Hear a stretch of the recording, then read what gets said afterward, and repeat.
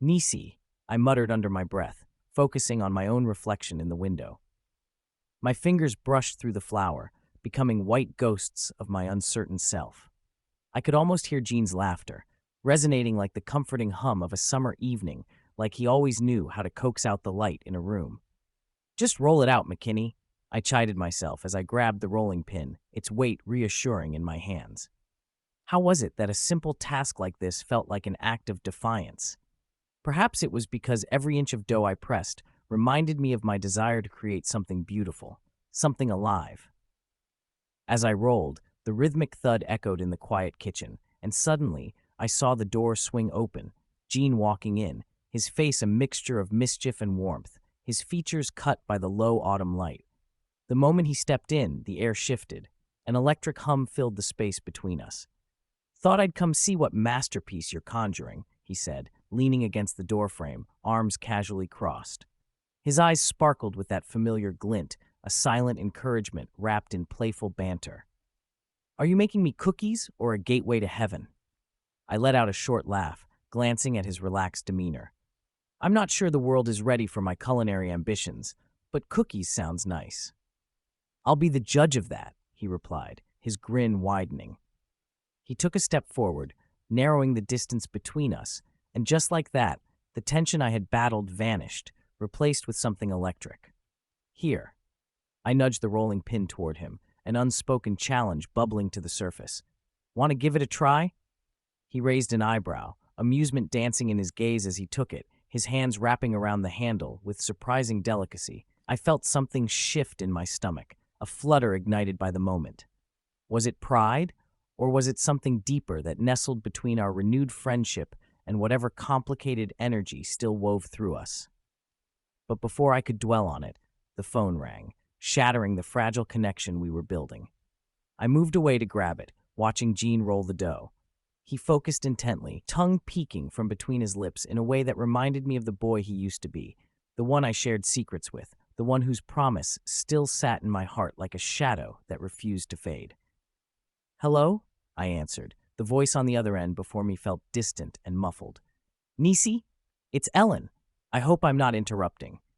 I caught Gene glancing my way, an eyebrow raised, the dough pausing mid-roll. I held up one finger, signaling him to give me a moment. "What's up?" I asked, trying to keep my voice light despite the clang of my racing heart. "We're planning a gallery showing next month, and I would love for you to showcase some of your new work. Think of it, an opportunity to reignite your passion."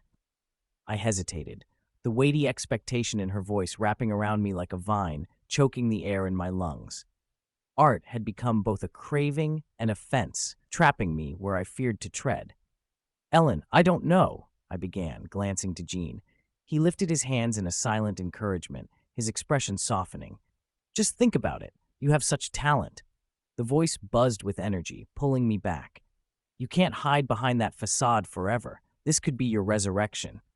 Ellen's words permeated my careful walls, and I shivered, feeling the flicker of excitement and dread swirl together. I shook my head, trying to rationalize. "I've been away from it for so long. Can I even do it?" "Nicey, it's your time to shine. You can't let it go to waste. You owe it to yourself." "I'll think it over," I conceded. I hung up, breathless and dazed, turning to Gene, who stood waiting expectantly. "Sounds like you're back in the game," he said, the enthusiasm in his voice accompanied by a small, proud smile. "Not quite. It's just talk, Gene. Am I even capable?" I replied, irritation creeping in like the creeping dusk outside. "Don't you dare belittle your talent," he said, moving closer, empathy pouring from him. "I've seen you create magic. You've always had this way of making it all come alive." I felt heat rise in my cheeks, a warmth that needed a name, a shape. Was it pride, or perhaps, just perhaps, a flicker of something more continuous, yet flickering like candlelight? "Magic? In cookies?"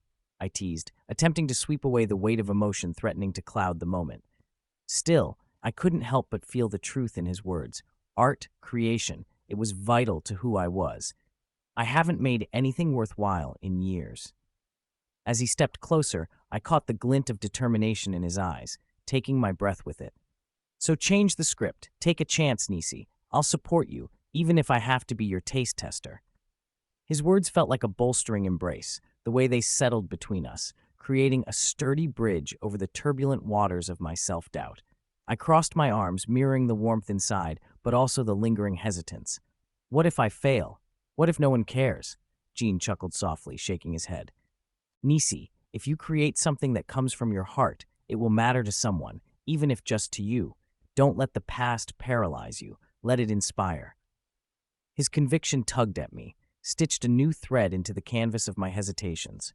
Suddenly I imagined the canvas stretched against a frame, the unshed strokes of color waiting beneath the surface. And maybe, just maybe, I could anchor my fear to something beautiful. Okay, I said, biting my lip. I'll think about the exhibit, but you better believe there will be cookies involved. Deal. He leaned closer, seizing the moment with a twinkle in his eye that ignited something bold within me. How about we celebrate this creative resurgence with a baking rendezvous? The invitation sent a flurry through me. There, amidst flour and sugar, lay the blueprint of a new beginning, a dance where our memories could forge forward. Before I could respond, the door swung open once again, and a whirlwind of laughter stormed into the room. It was Ruth and Jamal, both of them wrapped in mischief, with Ruth holding a sketchbook like it was a trophy demanding attention. Did we interrupt something? Ruth winked, the edges of her lips curling slyly. Yes, obviously, Jean replied, rolling his eyes but unable to stifle his grin. The world is about to be blessed with a cookie masterpiece. Is that so? Jamal chimed in. I hope it doesn't rise to the occasion and end up as a brick. His laughter rang through the kitchen, his charm undeniable. I couldn't suppress my own chuckle, the moment swirling with the colors of our conversations, building a warmth thickening the air. The taste tester may yet meet a surprise.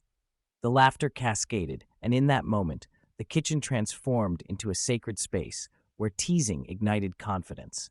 As they flitted around me, discussing whatever they deemed urgent, talking art and greater visions blurred with flower-streaked laughter, I felt my heart finally lift, maybe even soar.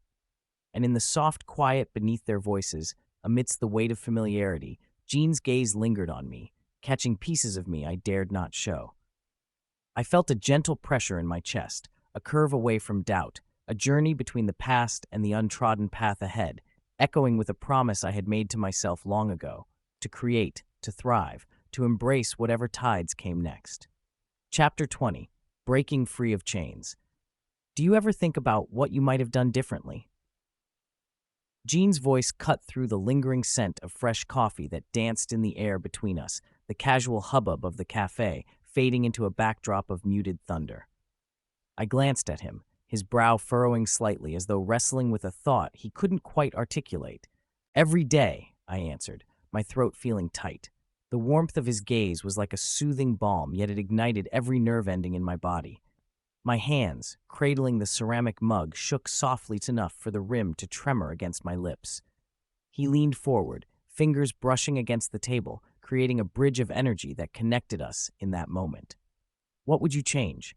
A pause stretched out, swirling in the air, heavy with unspoken truths. I could see the shadows of past regrets creeping into the corners of his eyes, and I suddenly recognized my own faded memories of laughter and unfulfilled dreams clouding my thoughts.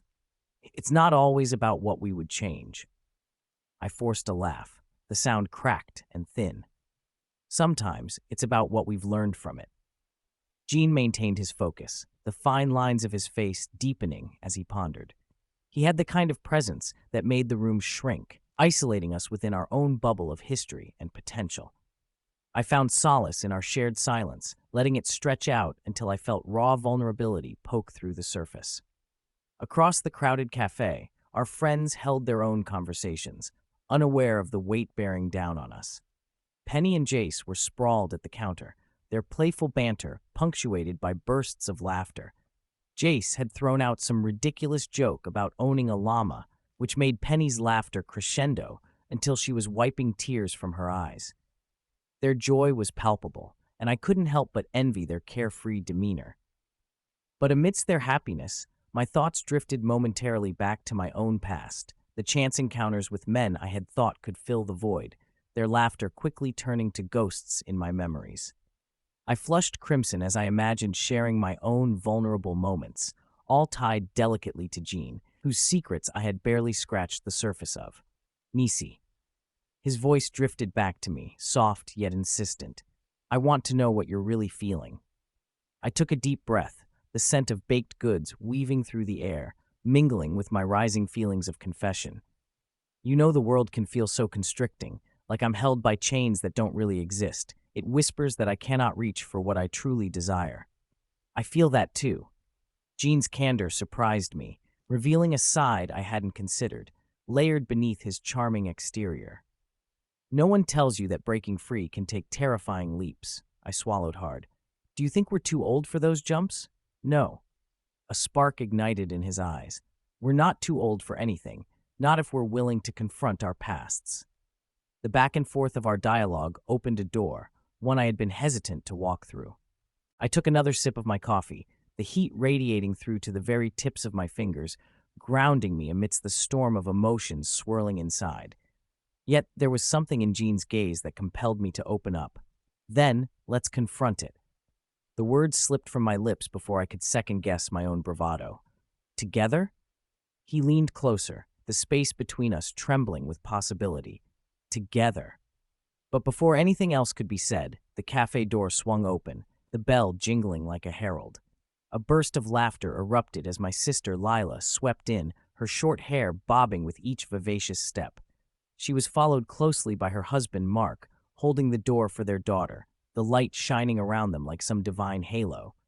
"There you are," Leela exclaimed, her music box laugh cutting through our moment like sunlight across a cold morning. "We thought you two might have eloped." "Hardly," I scoffed, though my heart raced. Mark winked, leaning onto the counter while making a show of scanning the cafe for trouble. "What kind of mischief are you two cooking up?" "Just solving the world's problems," Gene replied, a playful glint in his eyes that set my heart fluttering. "Oh, please, spare us," Lila teased, sliding into the chair opposite us, the easy chatter of family our new backdrop. "Tell us about it." Their presence felt like stepping into a warm bath, a mixture of love and familiarity, but the weight between Gene and me remained, stubbornly pregnant with unspoken longings. I looked at him from under my lashes, a lingering question soft on my lips, but Lila's laughter swept the moment away. "Nicey, you look gorgeous today." Lila turned her focus on me, her voice a balm over the tension. "Thanks. Just trying to keep up with all this."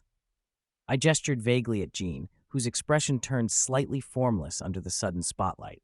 "I bet it's more about keeping up with him," Lila teased, elbowing me playfully. "You know how charming he can be." The moment felt like an awkward dance, the palpable tension veering off into humor and family warmth that made it lighter yet frustratingly evasive. "Oh, I'm smarter than that," I quipped back, performing the quick verbal gymnastics that had kept our bond intact with gentle snark. "Besides, I know when to back away from danger." The banter flowed freely, the aroma of coffee and pastries harmonizing with our laughter, but I felt the tether drawing me back to Gene.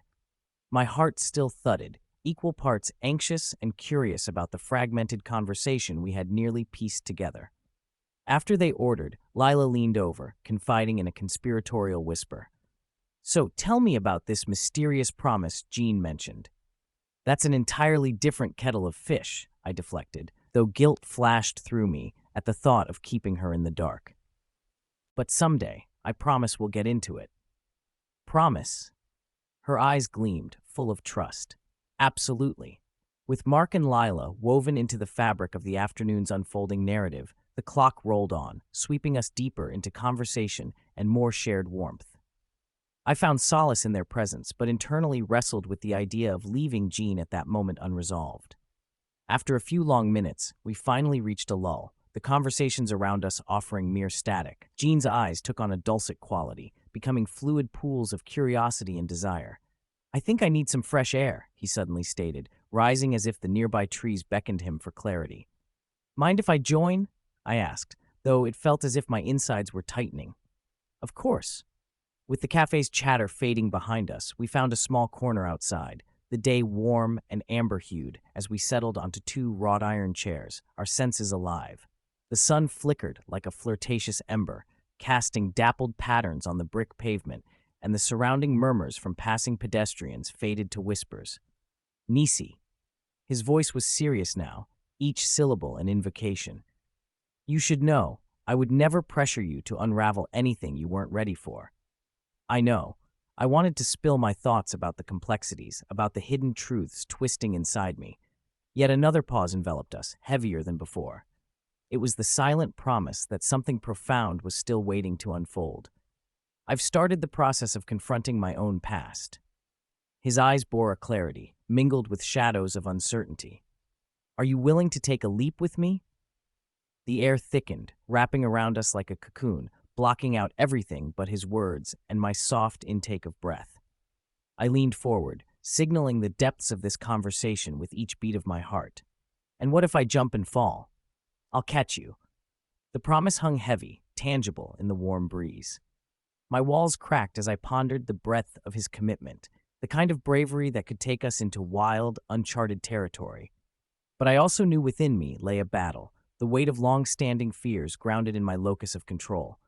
Then maybe, just maybe, I began, my heart a hummingbird against my ribs. I need to learn to break free. The tender silence bloomed between us, and as the golden sunlight warmed my skin further, I felt those invisible chains begin to dissolve.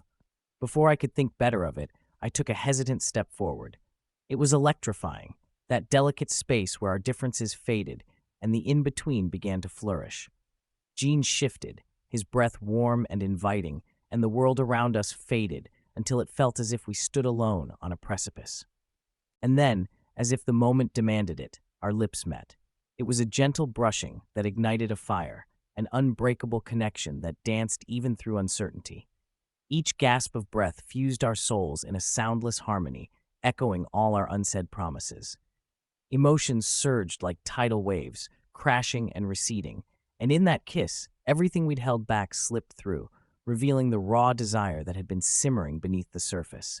It was exhilarating and terrifying, a symphony of intimacy, underscored by the reality of open wounds coming together in healing whispers. As the kiss deepened, I lost track of time, surrendering to the moment as laughter from the cafe mingled with the gusts of wind around us. It was tender and passionate, owning that tender touch of uncertainty, but I was leaning into it fully, ready to confront whatever lay ahead. Then, as quickly as it had begun, our lips fell apart. I could feel the warmth of his breath still lingering on my mouth, electrifying and sweet. Now that's a leap worth taking. He grinned, his eyes sparkling with the aftershocks of our newly forged bond, the eager promise of more to come hanging heavy in the air. And in that moment, with the cafe bustling around us and the sun spilling its warmth, I dared to hope that perhaps, just perhaps, we could break free together. Splendid, I murmured, grappling with the enthusiasm bubbling within. But now what? Gene leaned back, the sudden shift making a playful smile dance across his lips. We find out. And with that challenge hanging between us, it seemed the whispers of the past turned into a call to adventure, entwined with the scent of fresh possibilities that hung like the scent of coffee in the air. Chapter 21. Echoes of the Heart. The sun hung low in the sky, casting a golden hue over the tangle of trees outside my window. It felt like the world had been painted anew in strokes of amber and rust, just for this moment. My small kitchen, typically filled with the hum of clattering dishes and the sharp sound of a buzzing kettle, was now enveloped in an almost delicious silence, broken only by the occasional deep breath and the rustle of my apron as I prepared a modest dinner. The fading light threw shadows across the walls, flickering in tandem with my racing thoughts, weaving memories of Jean back into the present where I stood, poised on the precipice of what was and what could be. I could almost hear the echoes of laughter shared decades ago, a remnant of youth that seemed impossibly distant, yet vibrant. As I closed my eyes and let myself dwell in it just a moment longer, the scent of sautéed garlic filled the air, a savory reminder that I was not just reminiscing, but also grounding myself in reality, where dinner needed to be made and past grievances awaited resolution. Jean had called earlier, his voice rich with the weight of shared history, a melodic baritone that made my heart do a curious little leap every time. We were to meet again tonight, the third time this week, a pattern that ignited both exhilaration and trepidation within me. So much had been left unsaid, and with every interaction, The tapestry of our emotions grew more complex, with threads of jealousy and longing woven into the fabric. Suddenly, the door swung open, breaking the silence. Gene stood there, framed against the fading light, his silhouette tall and unwavering. With his warm smile, he filled the kitchen with a radiance that chased away any remnants of solitude that lingered in the room. "Nicey, are you cooking that garlic masterpiece again?" he teased, stepping inside and closing the door behind him. I shot him a good-natured glare, adjusting the spatula in my hand. "You mean to tell me you're not here just for my charm?" "Now that you mention it." He stepped closer, the atmosphere crackling with the kind of tension that had once defined our fiery youth. "But seriously, the way you cook is a close second." With a smirk, half playful, half accusatory, I poured a glass of sweet wine and handed it to him, noticing how his fingers brushed mine ever so slightly. Every brush, every glance felt like an electric spark. The banter rolled between us, both familiar and new, a tentative dance of trust being rebuilt. As he leaned against the counter, eyeing me with a mock seriousness, I couldn't help but think of the past, of how easy it used to be to lose ourselves in each other, how laughter often bloomed into more, never quite crossing the line until it inevitably did. "You know," he began, the lightness dissipating from his tone as he studied my face, "this isn't just about the garlic chicken, is it?" I set the spatula down, allowing the weight of his words to settle between us like a fragile truce, and sighed. "It never is it?" And again, silence wrapped around us, thick and suggestive, like a fabric that might tear if pulled too tightly. I sensed the storm brewing on the horizon of our conversation, the unspooled threads of our histories creeping into the present, threatening to unravel everything we were trying to build. But then, just as I was ready to delve deeper, the kitchen clock ticked loudly, time slipping through our fingers. "Nicey," he said, his voice growing softer, a sort of velvet edge. I wanted to discuss the promise." The air felt charged, and suddenly the scent of garlic turned sharp, potent. I turned from him, focusing on the embers of the stove, hot and crackling. "Gene, do we really have to? It's important. I hate how we skirt around it, as if it's some kind of ghost haunting us." His frustration rang clear and disarming.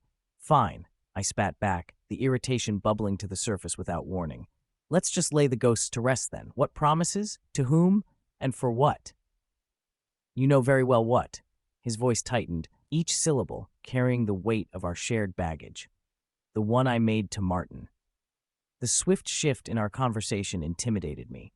Martin, a name that still could turn the corners of my heart to ice. I faced him directly, anger rising.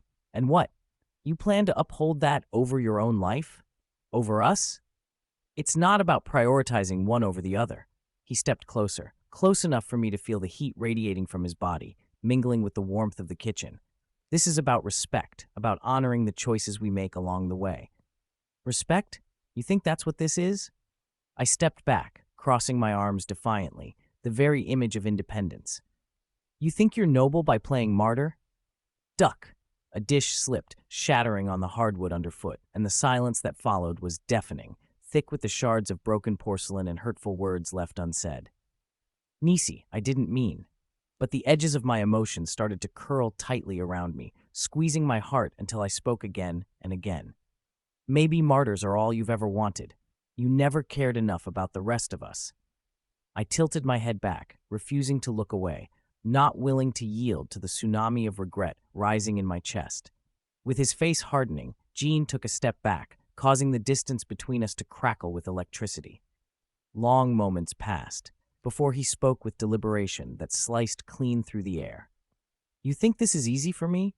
You think if I could go back and change one thing, if I had the chance to tell Martin, to stand up to him and say I loved you then, all the feelings I had, maybe I wouldn't be standing here now? I don't want you to choose between me and a ghost." My voice was barely above a whisper, yet it echoed in the stillness, laden with the weight of dreams lost. "This isn't about a ghost, Nicey. It's about what we built, what we still could." His eyes held a mixture of vulnerability and strength, and for a moment, the tension hung like a delicate thread between us. The pause lingered, an inaudible heartbeat, before I finally broke. "Do you even know what we could have? Do you want this, Gene? Or are you just afraid of moving on?" He opened his mouth to reply, but caught himself, hesitating, his conflicted emotions silencing him momentarily. The kitchen, once a sanctuary of warmth and laughter, felt cold, each shadow a reflection of old regrets, like ghosts drifting between us. Then, in a swift, relentless shift, the intimacy returned. His gaze was unyielding as he stepped closer, bridging the invisible divide. I want you, Nicey. That's what I've been trying to say. I mean it.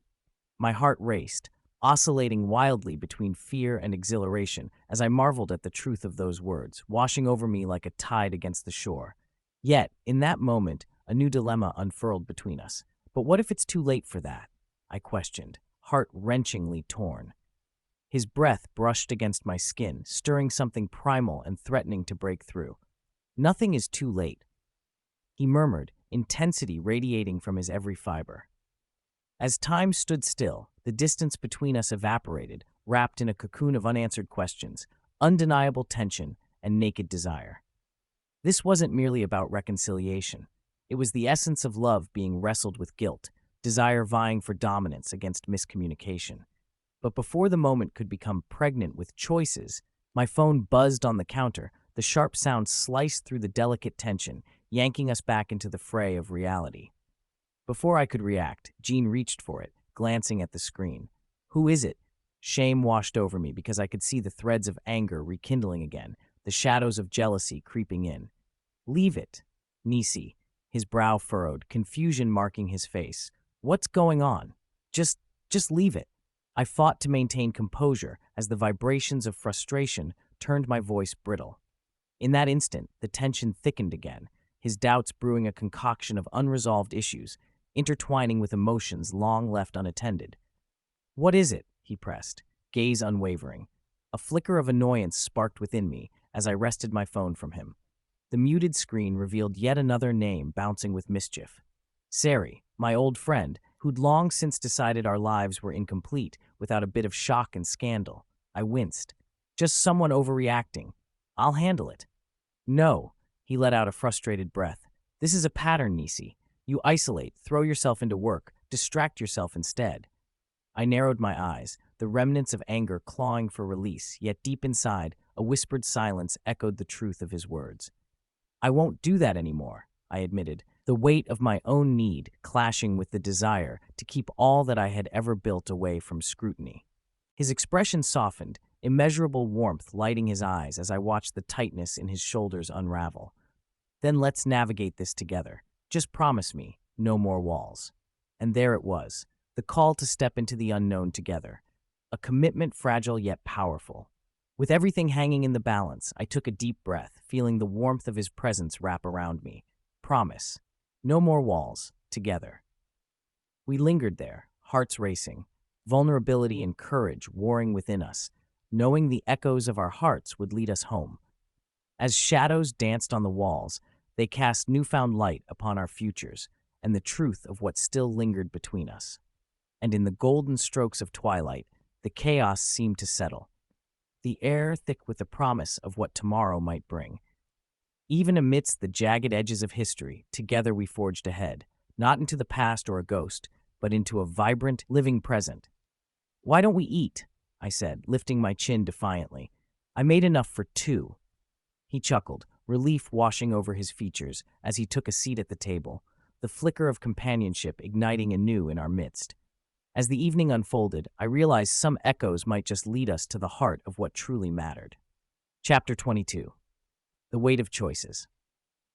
I stood in the kitchen, feeling the warmth of the early morning sun filter through the half-drawn curtains. The soft, diffused light cast a serene glow on the butcher block island, where assorted vegetables lay waiting, brimming with promise. My fingers gripped the knife, steady as I imagined the delicate swirl of roasted bell peppers and fresh basil, mingling in a dish I hoped would do more than simply satiate appetites. It had been a while since cooking felt like art rather than just sustenance. The rhythm of chopping carrots met the symphony of fragile thoughts swirling in my mind, a cacophony of wishes and worries. I had that unavoidable sense of impending change, the kind that buzzes just beneath your skin, as if every choice I made would resonate long after it was done. Jean's laughter replayed in my ears, a haunting melody that stirred something deeper, making my heart ache with the possibility that our lives were intertwined again. The front door creaked open, interrupting my meditation. I looked up from my work just as Gene stepped into the room, his presence somehow both grounding and electric. "Nicey," he said, his voice soft yet strong. He moved toward me, the sound of his footsteps thudding softly on the old wooden floor. "You're making breakfast?" "It's more of a late brunch," I murmured, unsure if I should be flattered or embarrassed that he had wandered in on me. "Want to help?" "Only if you don't mind," he replied, approaching with an intention that made my stomach flutter. He rolled up his sleeves, revealing forearms etched with history. "What's cooking?" "Just a little something I thought could liven up our day." I added a pinch of salt, letting the moment linger. "How'd your meeting go?" "Surprisingly good." He leaned against the counter, his gaze unwavering, as if we were the only two people in the world. "But it's the rest of the day that's daunting." "I know what you mean," I said, my breath catching in my throat. "Life keeps throwing us curveballs. I had some things to think about, what we talked about last week, promises we've made or haven't made, and the choices that led us here." He nodded slowly, his expression shifting into something more solemn. "You ever feel like we're dancing around it?" "Dancing feels like a delicate term for what this is," I replied, my heart racing. "More like tiptoeing on a tightrope. Maybe we need to leap." The weight of his words hung heavy, crackling in the space between us. Something in his tone ignited a flicker of hope, accompanied by the unnerving fear of what that leap might cost. I sliced through another carrot, precise, deliberate. "Leap into what precisely?" "Into whatever this is," he gestured between us, a softening in his posture. "You and me, all the unfinished conversations we keep burying, I want to finish what we started. Is that even possible?" I felt the conscience of my past bloom in my chest, a rose in a field of thorns. Did I dare embrace this? Be honest enough to take the leap alongside him? When he stepped closer, the air between us grew thick with unvoiced questions. "Nicey, we're both at a place where everything feels uncertain." His eyes searched mine, the intensity shifting the ground beneath me. "But that doesn't mean we shouldn't explore, whatever this is." "I'm terrified of choosing wrong again," I admitted, my voice trembling slightly. Gene reached out, his fingers brushing mine, just a stroke but electric nonetheless.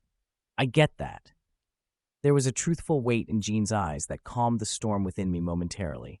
"But only we can decide what right is." Before I could respond, the door swung open once more.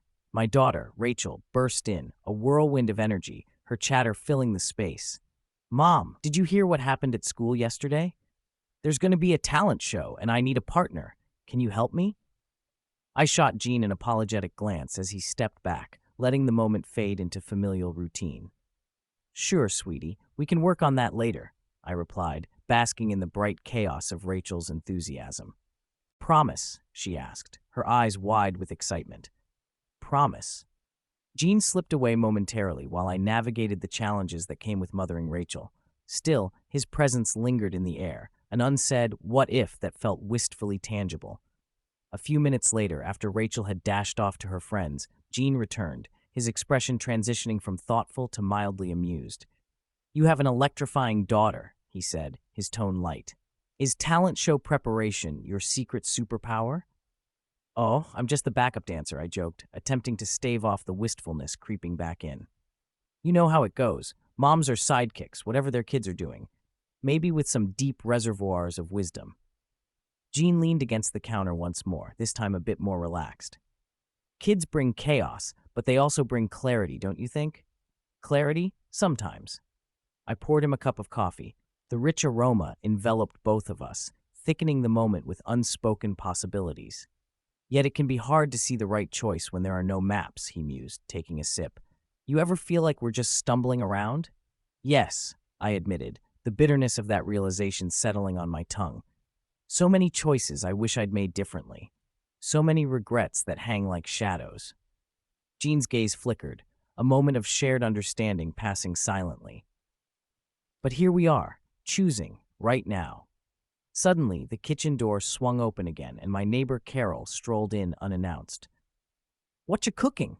Smells amazing," she announced, beaming as if it were the highlight of her day. "Just brunch," I replied, flipping the sizzling veggies in the pan, feeling a little of the tension dissipate. Anything I can help with? Carol asked, no hint of an ulterior motive, always eager to insert herself into our lives. Actually, Jean shot me a playful grin, as if to remind me of the gravity of cooking together. Nicey was just about to serve her special carrot and pepper medley. Sounds delish. You know, I've been thinking about hosting a potluck next week. Could use your talents to spice things up.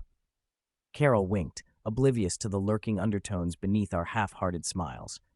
We'll see, I said lightly. Not sure if we can squeeze it in. Lots to juggle, you know? Juggling is an art. She chirped brightly, never taking the hint that maybe we needed a little space. How's Rachel again? Heard she's trying out for the talent show. Yeah, she's diving headfirst into that, I chuckled, trying to shake off any residual weight, but Carol continued with her insistent chatter.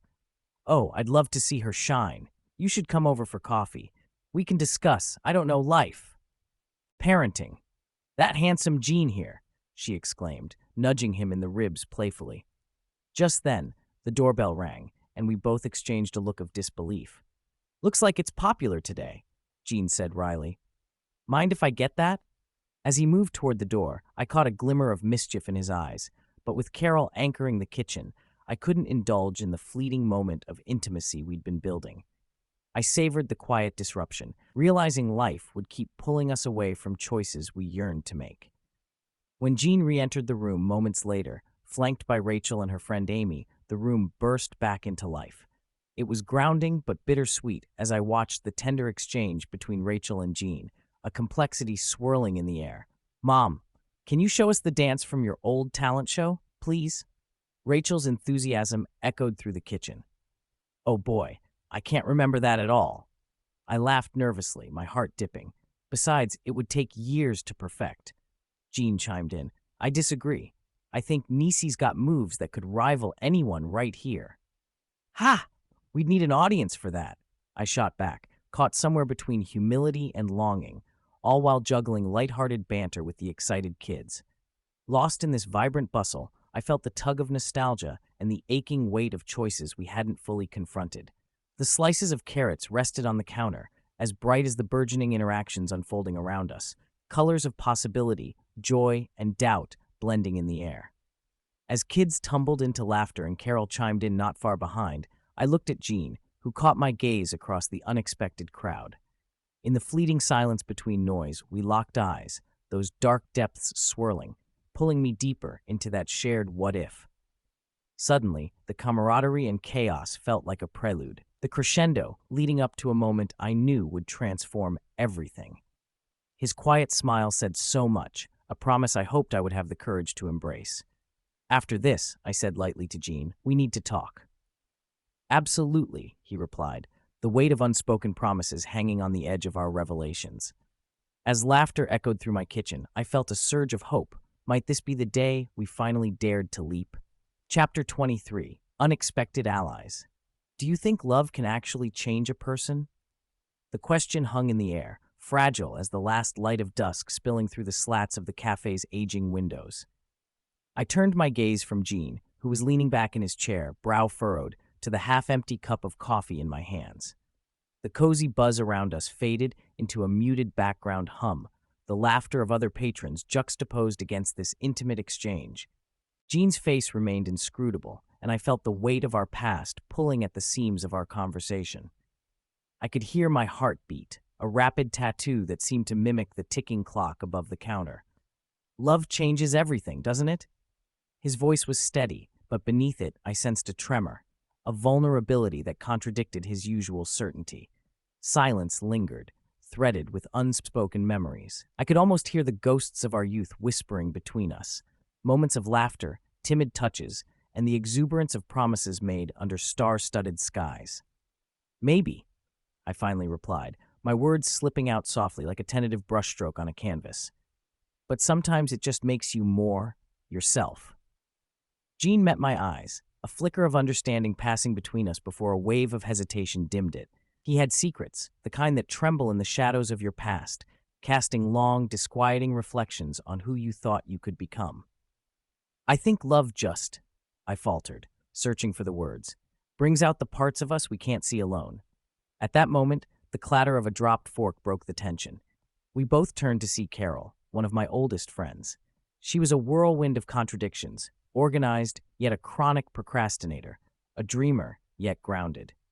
With her signature half-moon glasses slipping down her nose, she stared wide-eyed at us from across the room, her pulse matching the chaos I felt inside as she rushed over. "Sorry, did I interrupt?" she asked, her breathless enthusiasm making me laugh. "Only the most intimate of conversations," I teased, but I could sense the nervous energy curling in the air, most certainly rooted in the authenticity of the moment we had just shared. Carol laughed, but I caught a hint of tension in her voice. "Well, love changes everything. It even made you two sit down together after all these years." The sparkle in her eye was unwavering, but I could feel the gravity in the air shift. There was something she was already trying to articulate, something hotter than a flickering match. I began, but Jean intercepted, leaning forward. "Love can be complicated, Carol. Not everyone walks that path easily." I watched his face as he spoke, observing the way he transformed from a charming conversationalist to a thoughtful philosopher when truth pushed its way to the surface. The conviction in his voice neither placed blame nor offered solace, simply a reflection of unvarnished reality. "Well, I think that's what makes it interesting," Carol shot back, her usual let's-get-to-the-point fervor warming her tone. "Besides, you two have been tiptoeing around each other for over 30 years. What's the real story here?" Before I could respond, darkness drenched the cafe as thunder rumbled just outside, a low and throaty growl that sent vibrations through the floorboards. The storm had arrived, and with it came a wave of nostalgia, one that reminded me of how I used to watch storms with Jean, huddled together, secrets swirling in the moisture-saturated air. "Maybe we should dive into the storm rather than tiptoe," I said lightly, hoping to mask the qualms rattling within me. After all, who might we find in the chaos? Chaos, relationship chaos, usually means that no one is prepared, Carol countered, her eyes glimmering as if she were the one holding the cards. "But love and chaos?" She leaned in, conspiratorial. "That's where the adventure is." "An adventure is always good," I murmured, thinking of all the uncharted waters left unexplored between Jean and me. Carol's gaze darted between us. "Right? Like reliving your high school dances, but in a much more grown-up way. No awkward shuffling to Dancing Queen, am I right?" I chuckled, my laughter tinged with disbelief. "We're far beyond Dancing Queen, that's for sure." A flash of light illuminated the cafe, and we all turned in unison as the power flickered. The electricity struggled for dominance, sputtering out as its last remnants were swallowed by the impending tempest raging outside. "Guess we could use some candles," Jean mused, a flicker of humor dancing in his voice. Just then, a sudden downpour began, the rain hitting the pavement with a deafening drumming that made our conversation feel utterly quaint. I glanced around, realizing that the cafe's ambience transformed in this moment like the chaos of love can change ordinary into extraordinary. "Want to get some fresh air?" I offered, the pull between us both physical and magnetic, even amidst the laughter and uncertainty in the room. Jean shrugged, his eyes suddenly brighter, as if he'd been recharged by the storm. "Only if you promise not to start dancing." "Never," I laughed. "But some fresh air might spark some inspiration." The three of us maneuvered through the cafe, stepping outside. The weather was electric, literally. The first gust of wind coursed through my hair, driving the scent of rain and earth toward me, a tantalizing array of sensations awakening every dormant part of my being. But as we stepped into the world beyond the cafe, the true chaos began. The rain fell heavy, droplets cascading like curtain waves across the sidewalk. Carol squealed playfully, twirling in the downpour, making the most of the moment. The absurdity brought a warmth to my spiraling thoughts. Amid the storm, I glimpsed a young couple beside us, caught in their own intimate spiral. They clutched one another, laughter blending with the rain's symphony, a stark contrast to the previous conversation about love's transformative qualities. "Remember this moment," Jean said to me, breaking me from my thoughts. "How the world shifts around us, even when we're not ready for it." The way he said it struck me, his voice a magnetic pull that drew me in, momentarily grounding me. "Yeah, I do," I replied softly as I turned to face him. "Shut up and dance, you two." Carol shouted, splashing water and laughing as if on cue. Gene chuckled, lifting his arms dramatically, as if bowing to an invisible audience. All right, but my specialty is waltzing, none of this modern nonsense. Waltzing?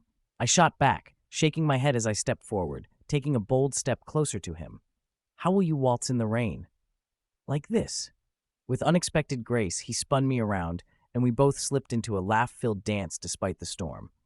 The laughter spun around us, a dervish weaving our connections, while slips of panic punctuated the joy. I felt free, alive, every drop of rain an unspoken promise of something more. Yet, even in the whirlwind of sweetness, I felt the thrum of another pulse beneath, orchestrated by truths we still hadn't uncovered. Then, surprisingly, the moment turned deeper. Just as the laughter ceased, our gazes locked, and the weight of the world melted into the space between us. I could feel the air thicken, the shadows and laughter fading into the periphery, until all that remained was Gene's gaze, intense and achingly beautiful. "Nicey," he began, words dancing on the precipice of his lips. Just then, Carol appeared with a playful poke. "Okay, enough romantic revelation. Remember, work tomorrow." The interruption shocked us both into a flurry of laughter and stirred urgency. Yet amid the silliness, a deeper truth resonated through the chaos, shaping us into something more. As the rain began to ease, a question bubbled in my chest, seeking escape. What happens after tomorrow? Carol bustled off to catch a cab, but in that fleeting moment, Jean offered me a knowing smile, a promise carried silently in the air. All I know is we should find out together. And in a rush that felt both monumental and fragile, I embraced that promise, grounding its weight in the unknown. In that stormy chaos, unexpected allies unveiled their truths, and maybe the greatest adventure we could embark on was simply to search anew. Chapter 24. Plans and Longings. The evening light filtered through the sheer curtains of my living room, casting playful shadows against the walls, their shapes swirling like the memories that danced behind my eyes. I stood by the window, inhaling the sweet scent of fading summer, momentarily lost in the weight of what lay ahead. Jean had promised to come by, an ordinary meeting tinged with the extraordinary potential of longing, of connection, the breath, perhaps a sigh, of old dreams emerging from years of silence. At 60, the world ought to feel well-defined, yet my heart was a tangle of uncertainties. Each breath was a quiet rebellion against conformity, against the resignation I had long embraced. In the movie script of my life, I had never dared to embrace a final scene. But here was Jean, standing at the precipice of possibility, stirring remnants of a warmth I'd feared might merely exist in sepia-toned photographs. I heard the chime of the doorbell. My heart leaped, a rhythm that shouldn't have felt so new, yet every alteration in its cadence reminded me of the past of laughter reverberating in crowded high school hallways and whispered promises in corners adorned with chalk drawings. I crossed the room, every step releasing a dizzying pulse of anticipation, tinged with something deeper, a vulnerability I had tried to suppress. "Nicey." Jean's voice melted across the threshold, rich and inviting, like the first sip of wine after a long day. He stood there, a silhouette against the sunset, his smile transcending time, ever tinged with the shadows of our shared history. "Jean," I replied, attempting to find balance in that simple utterance. As he stepped inside, the warmth of his presence filled the space, wrapping around me like a favorite, well-worn blanket. The room was alive with remnants of my life, a painting from my travels, books he might find familiar, and my ever-blooming collection of succulents spilling across the windowsill. "Wow," he said, his gaze traversing the walls steeped in my essence. "You have quite the garden in here." "It's nothing," I chuckled, trying to diffuse the weight of his admiration. "Just an attempt to make my life feel a little more alive." "Alive," he echoed, his brow arched. "That's an interesting choice of words." I felt the space shrink under his attention, the air between us vibrating with an unspoken intensity. In those small exchanges, layers of realization unfurled. We were no longer lost adolescents sharing secrets, but two individuals reevaluating the course of lives that had diverged in so many unexpected ways. "How's your week been?" I murmured, focusing on the small things, attempting to anchor myself to the present, even as memories threatened to slosh over the edges. Jean settled onto the couch, the fabric soft and inviting. Work has been relentless, he said, rubbing a hand over his stubbled chin, his expression turning pensive. But amidst the chaos, I find myself daydreaming about what we might do now that we're back together. I glanced away for a moment, allowing his words to seep in. You mean outside of reliving every awkward moment of our youth?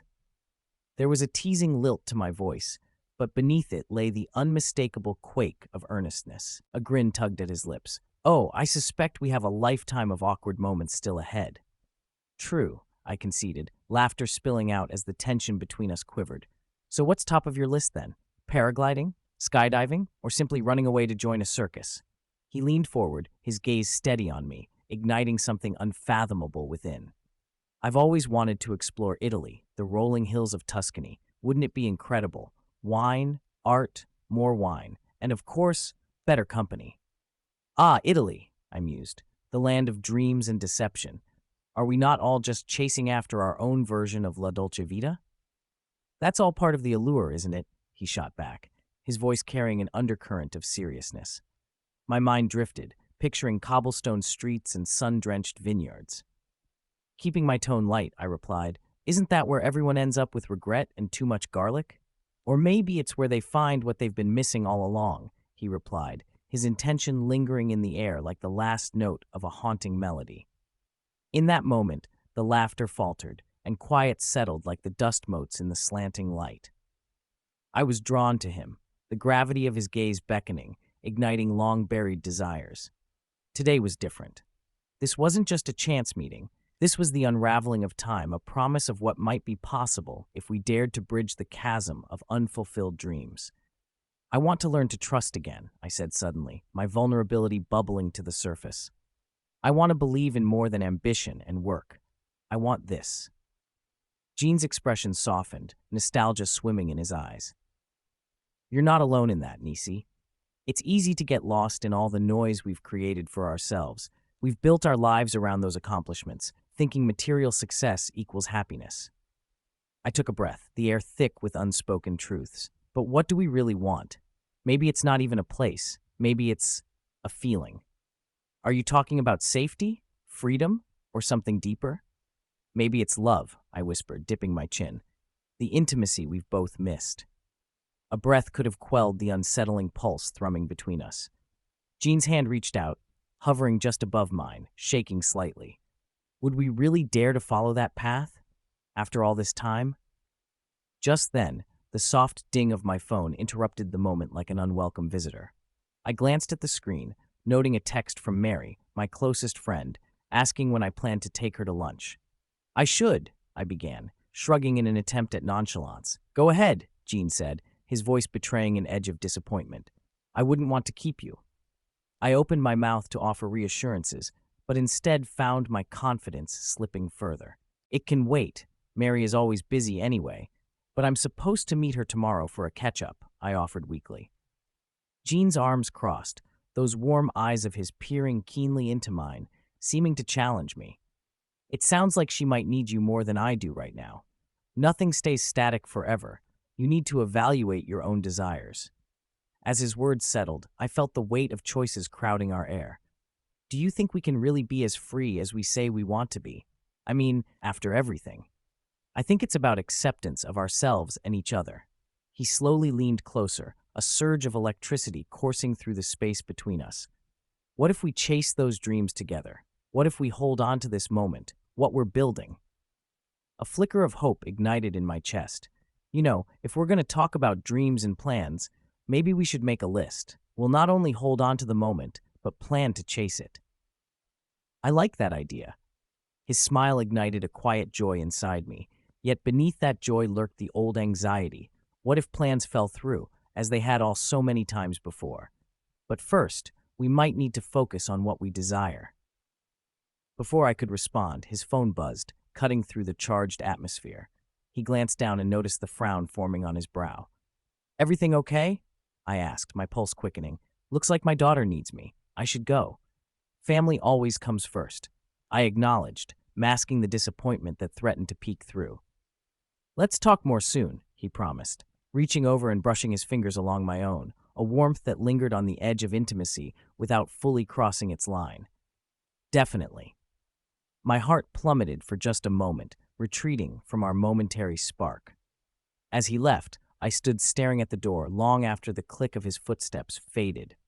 The scents of summer lilacs mixed with night air were bittersweet. He was right. Dreams awaited us, just on the other side of uncertainties.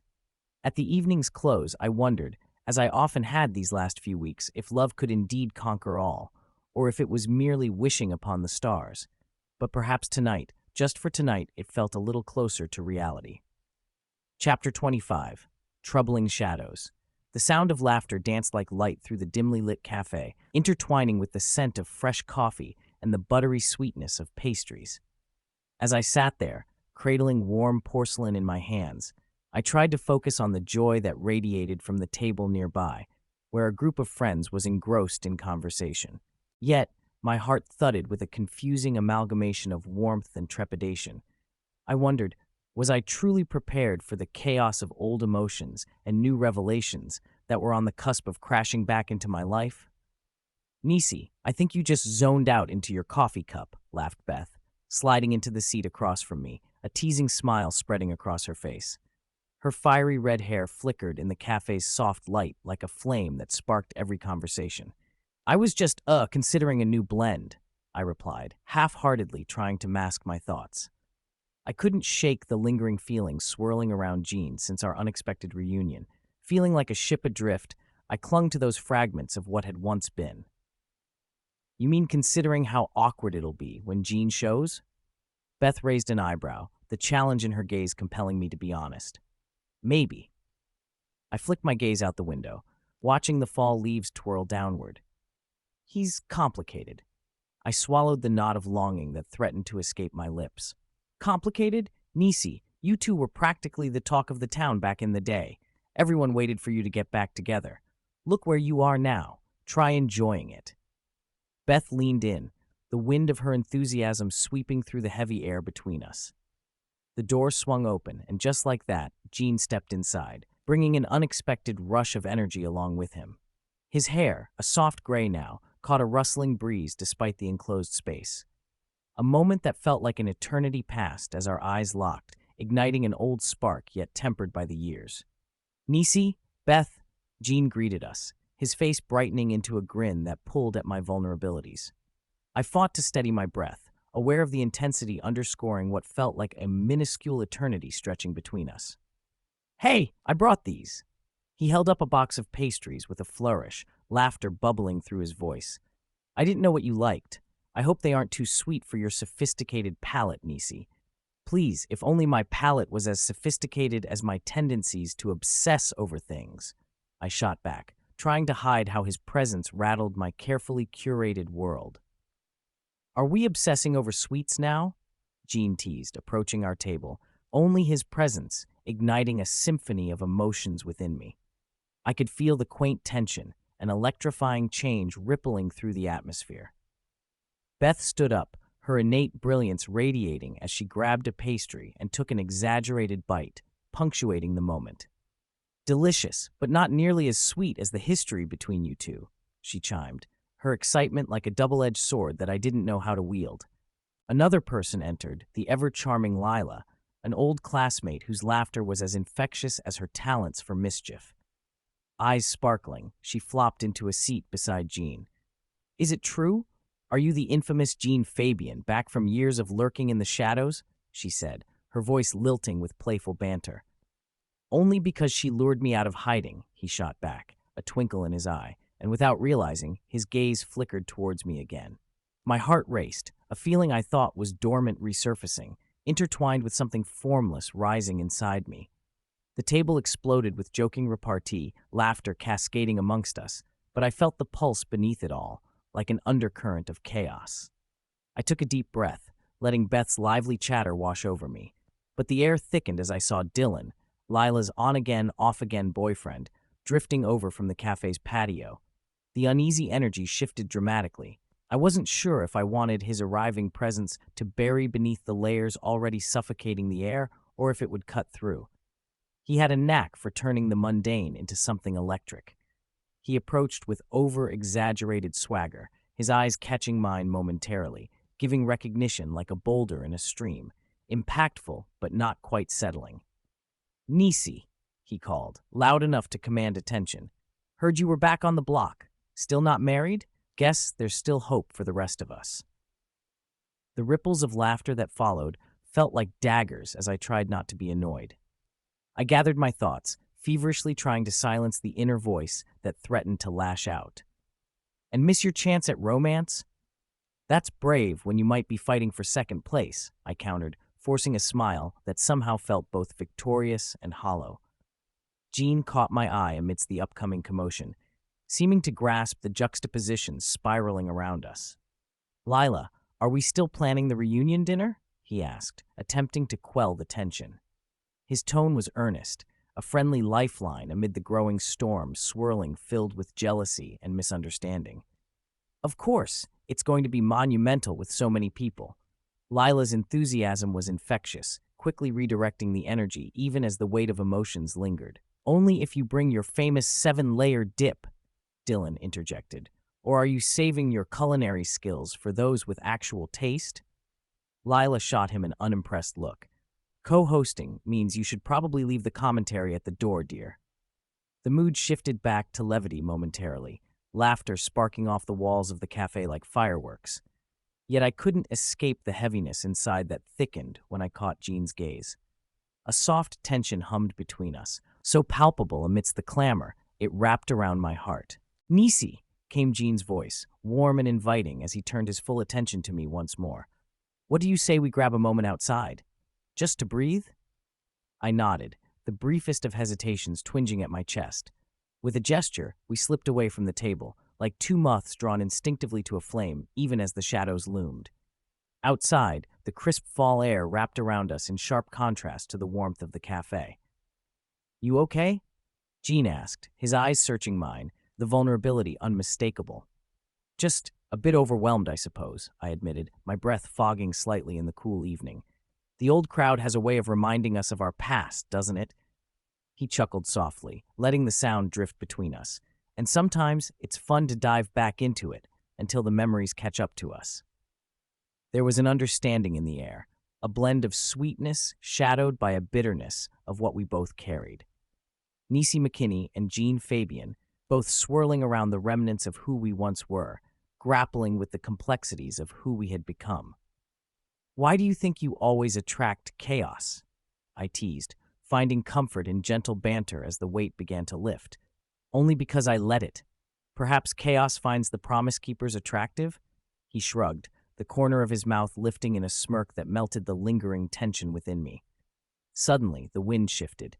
"You two look cozy," Dylan said, having stepped outside as if conjured by the shadows. The mischievous glint in his eyes was unmistakable, and annoyance stirred inside me again, like waves gently starting to erode the comfort. I cursed the unpredictable collision of the evening-old flames and fresh sparks complicating everything. "Nice of you to interrupt," I snapped, perhaps too sharply, wild emotions slipping through. "If I'm interrupting something romantic, please carry on. Just thought you needed rescuing," he quipped, standing taller. His gaze flicked back to Jean, and suddenly the rivalry jumped forth. Jean's resolution shone, his posture shifting as he leaned slightly closer to me. "Don't worry, Dylan. I think we can handle our own conversation. Thank you." Dylan laughed, a note of disbelief wrapping around his words. "Fair enough. Just don't let her sweep you off your feet, old man." "Considering how much sweeping I've done, I think I can handle myself just fine," Jean replied, the charm still dancing in his eyes, momentarily catching the spark before retreating behind that veil of tension. "Is that a challenge?" Dylan pressed, setting off a war of words. Jean tilted his head, an amused yet calculated expression, "Only if you want to lose." I watched as the banter flowed like an electric current, mixing bravado with simmering tensions. My heart raced, not from the chaotic exchange, but from the culmination of emotion pooled in the air around us. Each taunt, every humorous quip steeped in camaraderie, still bore the pain of the past. "Enough banter, boys." I took a deep breath. I couldn't allow what I'd just begun to blossom with Jean be overshadowed by petty jealousy. Let's just enjoy this moment before it's ruined by. And that's when it happened. A flash of dark recognition illuminated the corner of my mind. Rebecca, the well-meaning friend and harbinger of long-standing rivalries, was approaching down the street. Dark shadows danced across her face. The smile that usually lit the street felt absent. With years of history behind her, it was as if she carried more than just herself. There was power she had over Jean, years of unbroken trust wrapped in a snowball of secrets, maybe even betrayal bubbling on the surface. I swallowed hard, a sense of foreboding plunging inside me, threatening the fragile peace I had hesitantly gotten used to. "Let's see how this unfolds, shall we?" Jean murmured, noticing the shift in my posture. His gaze shifted back to me as the tension filled the air once more. "Yes, let's," I responded, barely managing to keep the tremor out of my voice. The universe continued its relentless grind, pulling on the tangled threads of our past, our emotions, the dance of sentiment. I felt painfully aware that beneath the surface of each word, every playful comment, there loomed troubling shadows, ready to transform lighthearted chaos into a storm. Tonight, it seemed, we were all caught in an intricate web of love, rivalries, and the unyielding ties from our collective pasts without a clear path out. Chapter 26, Navigating the Storm. The dim hum of the refrigerator filled the kitchen, a rhythmic soundtrack against the sudden storm brewing outside. I stood at the counter, chopping vibrant red tomatoes for a salad that felt mundane and deceptively simple. Each stroke of the knife was deliberate, almost meditative, but deep down I could feel the tumult. The rain began to drum a frantic beat against the window, its intensity mirroring my racing heart. "Nicey, did you buy the basil?" Jean's voice came from the living room, a familiar blend of curiosity and warmth that made me smile despite the chaos swirling within. A few days had passed since we decided to take this leap together, but in those days, I felt like I was teetering on the edge of a precipice. "Right here, but I think it's more basil than the salad can handle," I called back, forcing a laugh that fell flat. It was true. I'd bought enough basil to be considered a minor herb distributor. Jean ambled into the kitchen with that easy grace that made my heart skip a beat. His jeans were slightly damp at the hems, a sign that he dashed in from the garage where his old car sat, uncrossable from the saturated earth. He reached over, plucking a leaf from the bunch, and touched it to his nose, the fresh, earthy scent hanging in the air between us. "Nothing like a fresh pesto to distract from the rain," he joked, but his eyes were serious, ever so serious. It was in those moments that the weight of the world hung heavy between us, the prospect of our shared past jagged and sharp-edged. "Pesto it is, but only if you make it," I replied, the challenge lacing my voice. I needed the distraction, a light-hearted task to diffuse the unspoken tension embedding itself in every corner of this house. "Deal. Just don't get upset when I take over the kitchen," he said with an easy grin, but it didn't quite reach his eyes. Something lurked there, an acknowledgement of the heavy promises we were tethered to. As he moved toward the counter, the storm outside swelled, and I caught myself half wondering whether the sound was rain or the battle brewing within me. A thunderclap shook the house, rattling the window panes and pulling me from my thoughts. It felt like a signal, perhaps a warning.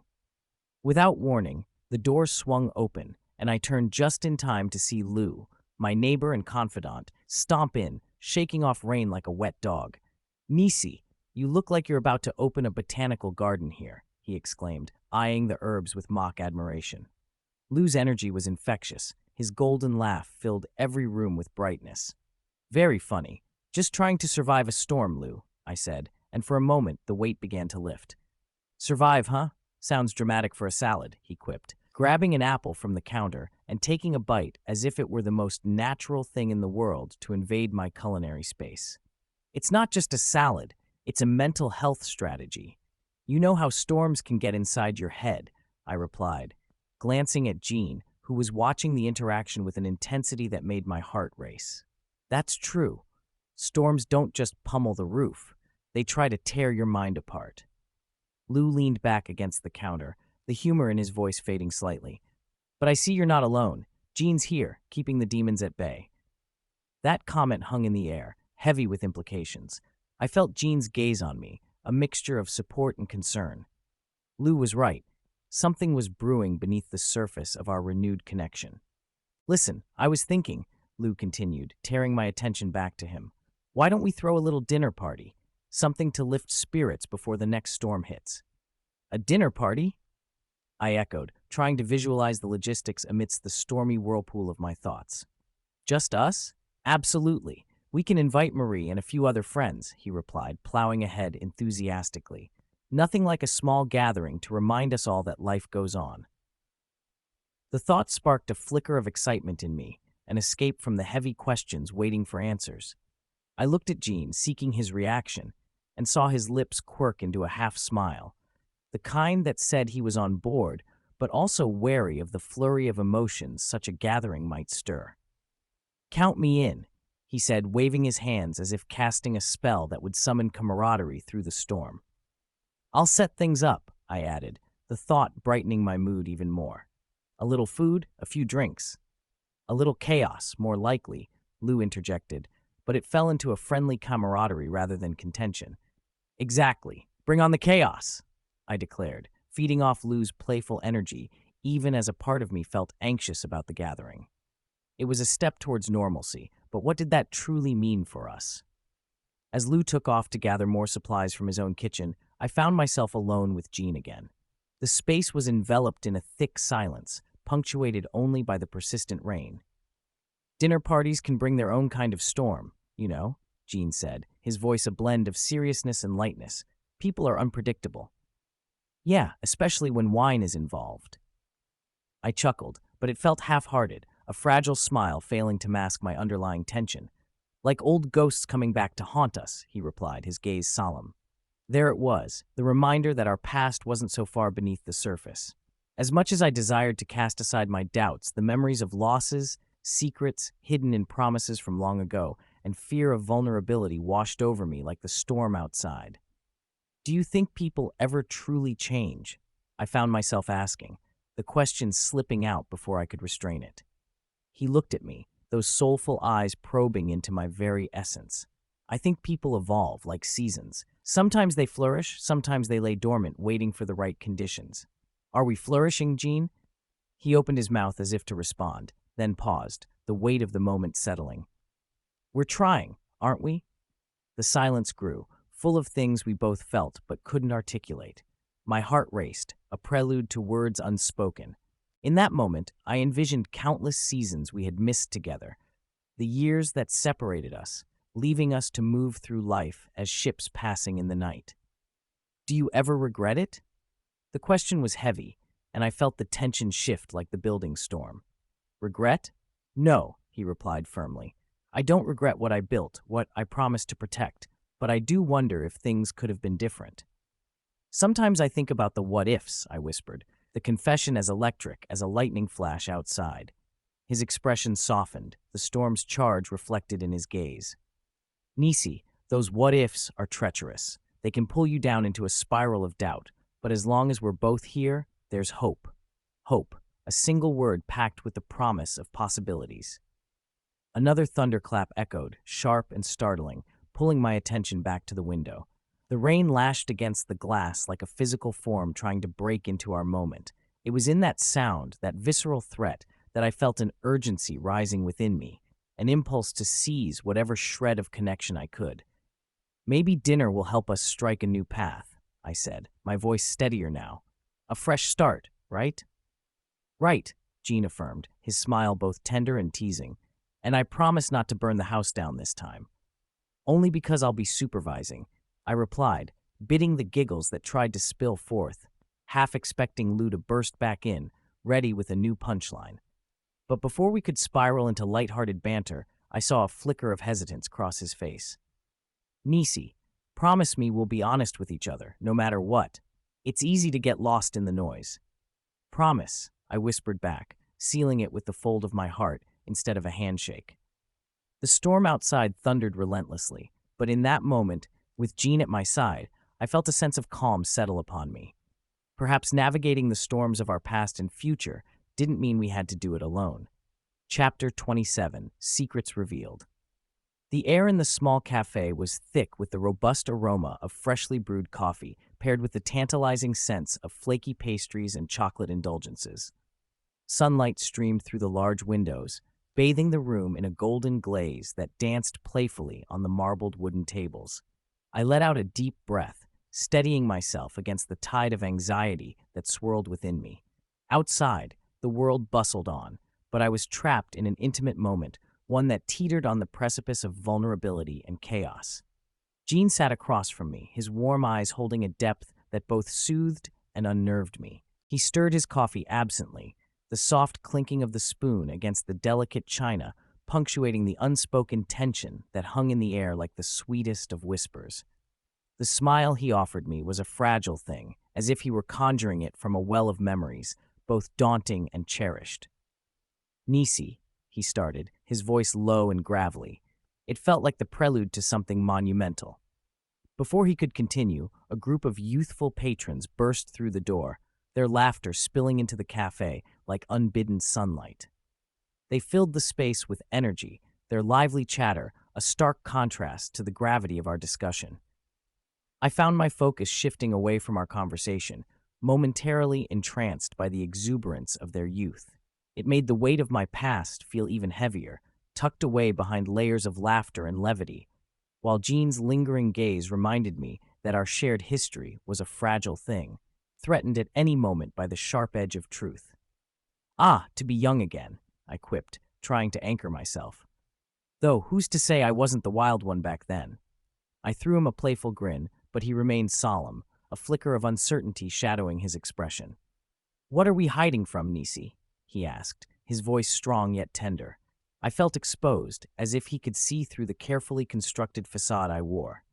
I bit my lip, collecting my thoughts. There were burdens I had carried for too long, regrets, missed chances, whispers of dreams I'd let slip away. "I'm not sure secrecy serves us anymore," I admitted. The words fell out, more candid than I had anticipated. "We've danced around our truths for decades." Jean traced the rim of his cup with a finger, the rawness of the moment cradling my heart like a bird in a trembling cage. "Then let's take that dance away from the audience, shall we?" The challenge in his voice urged me on, as if he were ready to shatter years of silence. Across the cafe, I noticed a familiar face hovering in the corner. Lily, a mutual friend from our youth who had remained a constant through the years. She pretended to sip her coffee, but I could see the eagerness in her eyes, as if she were waiting for the unveiling of a beloved mystery. Amidst the chaos of a cafe table filled with unaware college students, she leaned ever so slightly, hoping to overhear snippets of our shared story. But back with Jean, the quiet was heavy, yet charged, each moment electric with the possibilities of what might follow. The world outside could whirl and fade. Here, in this pocket of time, it was just us. I studied him closely, the lines of his face carved by time and experience, the vulnerability etched beneath his resolve. "You know," I began softly, "when we last parted, it seemed like a promise was broken between us." He looked at me, and I saw his defenses falter momentarily. "And yet, we both chose paths that often detoured from our heart's desires. Did you ever think of what could have been?" His voice held a tremor, the space between us pulsing with an energy I wasn't quite prepared for. "Every single day," I confessed, feeling a lump form in my throat. "Regret can be a cruel companion." His eyes darkened with that vulnerability, and for a fleeting moment, the distance between us evaporated, a dangerous spark ignited. A simple smile crackled between us, reminiscent of past promises wrapped in whispered dreams. The cafe atmosphere faded to a soft hum, and all I could focus on was him, every feature animated through the lens of possibility and hope. "Shall we confront some of those secrets?" he murmured, watching my reaction carefully. I felt my heart quicken. "What secrets do you bear, Jean?" My voice barely broke above a whisper, and in my heart I longed for his revelation, a sudden urge to break free from the constraints of the past, to flip the script on the story we had both missed out on. He leaned forward, the intensity of his gaze igniting something dormant within me. "There's a truth I owe you." Before he could continue, the sudden arrival of Mark, another friend from our high school days, interrupted. His boisterous laughter echoed through the space, a colorful fabric woven into the morning's tapestry. "Nicey, Jean, you two look like you're plotting world domination. Mind if I sit?" Jean stifled a sigh, the moment we were constructing slipping through our fingers. "Of course, Mark," he said, some of the fire in his eyes dimming against the encroaching brightness of our friend's joviality. Mark plopped down with a hearty grin, oblivious to the undercurrents swirling in the air. "You know, I just ran into Lily over there. She tells me you two have been reminiscing about grades and maybe connections." He winked, utterly unbothered by the tension. I shot a glance at Lily, who was now engrossed in her own pastry, pretending to be absorbed in her phone, but undoubtedly listening. There was a sweetness to our community, a warmth kindled through shared history. Gene cleared his throat, attempting to regain control of the conversation. "Actually, we were just discussing how our pasts shaped our past relationships." Mark interjected gleefully, clearly not allowing Gene the rope to pull the conversation back to emotional depth. "I heard you two played a game of what if in the cafeteria. What would your teenage selves think of you now?" "Probably that I should stop wearing these atrocious shirts," Gene replied dryly, motioning to his casual plaid. Humor flourished even in seriousness, weaving together our connection like the threads of a complex tapestry. Mark laughed heartily, and because of him, I could feel my tension ease momentarily. The absurdity of our high school days, the crushes, the mini love triangles filtered through the air as stories were inevitably tossed around.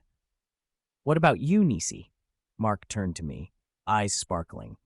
"Ever regret not dating the golden boy over here?" A rush of warmth spilled over me. "Oh, please, that was a lifetime ago," I replied half-jokingly. "But I'll admit, there may have been a time where I believed he had golden boy potential." Gene raised an eyebrow, the corners of his mouth twitching. Only if that golden boy didn't drop the popcorn kernels during a movie date. The laughter rippled between us, thawing some of the chill I had carried in my heart. But as the banter continued, I felt a knot tightening deep down. I longed to return to that moment, those unspoken truths between Gene and me. The laughter faded without my notice. The lingering past loomed, demanding attention.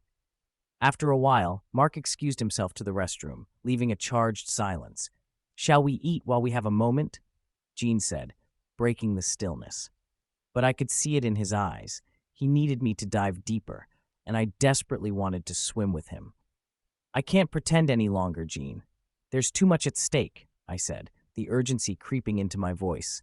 The reality of our past and what it meant began to surface more urgently. "I never wanted to hurt you, Nicey," he whispered, his vulnerability raw. I could practically feel my pulse in my throat, but you did. We had a chance. It was stolen from us the moment we looked away. My heart raced as I spoke, the truth raising its head from the ashes of time. "I still regret." His voice became soft, filled with a weight that echoed in my chest. "Then let's not regret anymore," I challenged, teetering on the edge of what I knew could lead to either despair or revelation. "Let's embrace the possibility." The air grew thicker, electric with latent potential that crackled between us. We both leaned in closer, the cafe disappearing behind the crescendo of courage and longing resonating across the table. Gene's hand reached for mine, urging me toward him. It felt right, the warmth of his touch igniting a fire I thought had long dimmed. "Then tell me how to move forward." And suddenly, everything became clearer. Love, secrets, and the echoes of past pain melted away, leaving only the promise of what could be igniting my soul. As I leaned closer, the world faded into a beautiful blur, my heart thudding in time with the understanding that swept over us. The collision of our histories couldn't prevent a new beginning. With a gentle but unyielding pressure, Gene drew me into his orbit, and our lips met somewhere in the embrace of that moment, gentle yet full of an insatiable yearning. But in the rapture of our kiss, as if the universe conspired to intervene once more, I heard the unmistakable sound of laughter erupting from a nearby table. It pulled me from the edge of the precipice we were teetering upon, distilling the future back into a familiar chaos that had once defined us. And then came a sudden rush of realization. Would this cycle ever break? Would we always find ourselves meeting at such intersections, tangled in the beautiful mess of life? As I pulled away from his lips, reality rushed back in, grounding my thoughts. "This is just the beginning," I murmured, a soft promise laced with uncertainty lingering in the air. "Then let's make it count," he smiled, his gaze penetrating into me with a depth I had long sought. Across the bustling cafe, our lives flashed behind us and ahead, but in this singular moment, I found solace in the belief that love could unearth new beginnings, even amid the ever-present undercurrents of desire. Chapter 28. Tensions escalate. The rain drummed against my window like an impatient visitor, its pitter-patter slicing through the thick afternoon air. I stood in my cramped kitchen, chopping vegetables for tonight's dinner, thoughts swirling around my mind as kaleidoscopes of colors splattered across the chopping board. Each slice of the knife seemed inconsequential, but beneath its mundane rhythm lay a heaviness only the weather mirrored, thick, oppressive, and full of premonitions. Yesterday, Jean had left me with a promise that felt like both a warm embrace and a tightening noose. With each word, I resonated deeper into this late-life labyrinth we had both stumbled back into. My heart swirled like the autumn leaves outside, whispering secrets of nostalgia, yet shouting warnings of the chaos that lingered just beyond our doorstep. Nicey, do you remember how crazy it was back then? My friend Carla's voice drifted through the kitchen entrance like the lingering aroma of the sautéing onions. She leaned against the doorframe, arms crossed, a bemused smile on her lips. You and Jean, what were you thinking? I chuckled, trying to dilute the tension. Thinking? We were dashing off to the next adventure without a clue, Carla. Just look at us now, standing here, and things have hardly changed. My voice lightened. At least the stakes are higher. Higher? You mean agonizing. Carla's brow furrowed like a spring rain cloud ready to burst. What was it he promised you anyway? You look like you're carrying the weight of 1,000 regrets. The knife slipped from my grip, clattering onto the board as I took a steadying breath. Something like that. It's complicated. Oh, great, another complicated, she interrupted, stepping into the kitchen with an exaggerated eye roll. Nicey, if that man is going to turn your life upside down, I don't think I can stand by and watch. What's our girl worth, huh? Stuff's you deserve the straight goods. Before I could respond, the door creaked open. Peering in was Daisy and Marco, freshly draped in droplets that bathed them in raucous laughter. You won't believe what we just saw, Daisy exclaimed, gushing as her damp hair betrayed her excitement. Behind her, Marco took off his dripping hoodie, a look of mock horror plastered on his face. Please tell me it's not another one of your past romances? No, we've matured since then, Daisy teased, nudging Marco. But speaking of which, Carla's intense gaze landed on me like an arrow. If you fold back into Jean's web, I swear I'll. Ladies, be kind, Marco interjected, winking at me. Maybe a little drama is just what Nicey needs to spice things up. Right, because that's what I want. More drama than I can shake a wooden spoon at, I replied with a scoff, grinning slightly, though inside my heart raced. The friendship felt like a safety net, but it also pressed down on my resolve. My instincts didn't want to circle around the floodgates of my emotions again. It was too dangerous. The last time I fully opened those doors, well, it hadn't ended well. Sometimes you need a storm to appreciate the calm, Daisy stated sagely, pouring herself a glass of water and glancing at Marco. Isn't that how it works? It works like that for ships, but we're not just ships in the night. Her words hung, slicing through the rising laughter, and an uncomfortable silence wrapped around the room. So many thoughts threaded their way through me, each one heavy with the weight of a hearted response. What about promises? What about the truth? With my heart racing, much like the rain outside, I felt trapped in a whirlwind of dark clouds. Jean had offered not only a promise, but the remnants of a past long buried. Yet each visit unearthed shadows, and there it was, the nagging fear of history repeating itself. Nicey? Carla's voice broke the lingering heaviness once more. Tell us the truth. Do you actually still have feelings for him? The question exploded in the room, resounding against the kitchen walls. I hesitated and stumbled over my reply, trying to escape the penetrating looks from my friends. Feelings. It's complicated, I managed, the old retreating sound once again a crutch of my own making. Complicated? Or just scary? Marco challenged, tilting his head at me. Be honest, Nicey. We want you to be happy, not just alive. Right, alive is good, but I thrive on chaos, I joked half-heartedly, easing my grip on the vegetables. The laughter returned, but felt hollow. Sure, chaos is good in small doses. Think of it like a spicy meal. Too much and you're at the ER. Carla waved her hands animatedly, creating an invisible barrier like one of those magic tricks. Speaking of meals, How about we stir this pot up with something more than vegetables? Daisy suggested, plopping down onto a chair with an exaggerated sigh. And make my favorite dessert instead, something creamy and rich to drown your sorrows in, you know? My heart warmed, but my gut twisted. As much as that sounds inviting, Nicey, listen to yourself. Get a grip. Carla's voice pierced through my thoughts. What's going on between you two? I see it. He's been all charm and charisma, but can he truly give you what you need? Outside, the downpour intensified, and wind howled through the trees. I could hear the branches tapping against my window as if demanding entrance. The storm outside felt omnipresent, echoing the tempest within me, calling out in lament, a relentless reminder of choices beckoning me forward. The only promises I want to keep are the ones to myself, I finally said, reigniting the biting tension in the air. Maybe Jean isn't the one I should be letting in right now. Then who are you letting in? Marco stepped forward, challenge in his voice. Is it anyone who doesn't come with a history to unravel? The truth set between us like a glass bridge on a dark night, shadowy and uncertain. All around me, the memories hung like cobwebs, the thoughts of unfulfilled desires, burning questions hiding under polished laughter. I craved understanding, validation, a reassurance that my life was moving in a direction that mattered. Just then, the door burst open, flooding the room with an unexpected gust of cool air. What's this? A gathering? Without invitations? Jean stood framed by the doorway, the rain pouring down his face. I could hardly breathe as the world around me shifted like the tectonic plates beneath my feet. Jean! I exclaimed, half surprised, half overwhelmed by the wind swirling around his presence. His eyes met mine, and for a moment, the noise dulled, a quiet shared beyond the storm. Thought I'd drop by. His voice cut through the charge in the air. You've conjured a storm of emotions with your beautiful spiel on promises. Carla, always the vigilant guardian, stepped between us.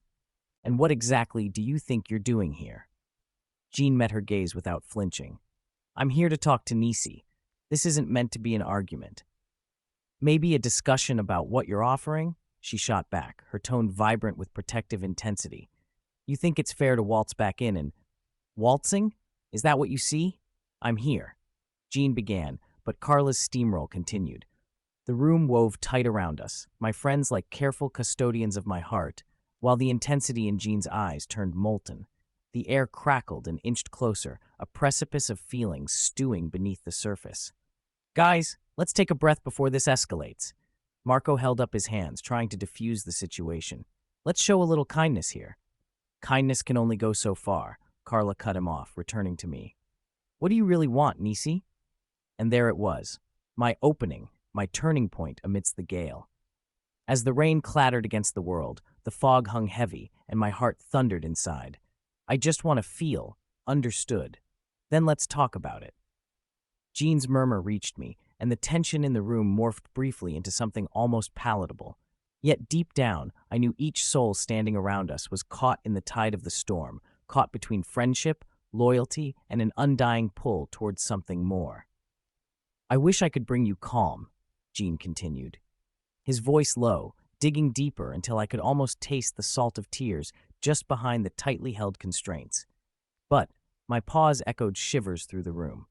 What do I want? It was a terrifying question, hovering over my mind like the storm lighting up the darkened sky. Yet, perhaps, in the midst of this chaotic uncertainty, I'd find some semblance of direction, a beacon amidst the waves, for all of us. Or was it just wild storms that tethered our hearts?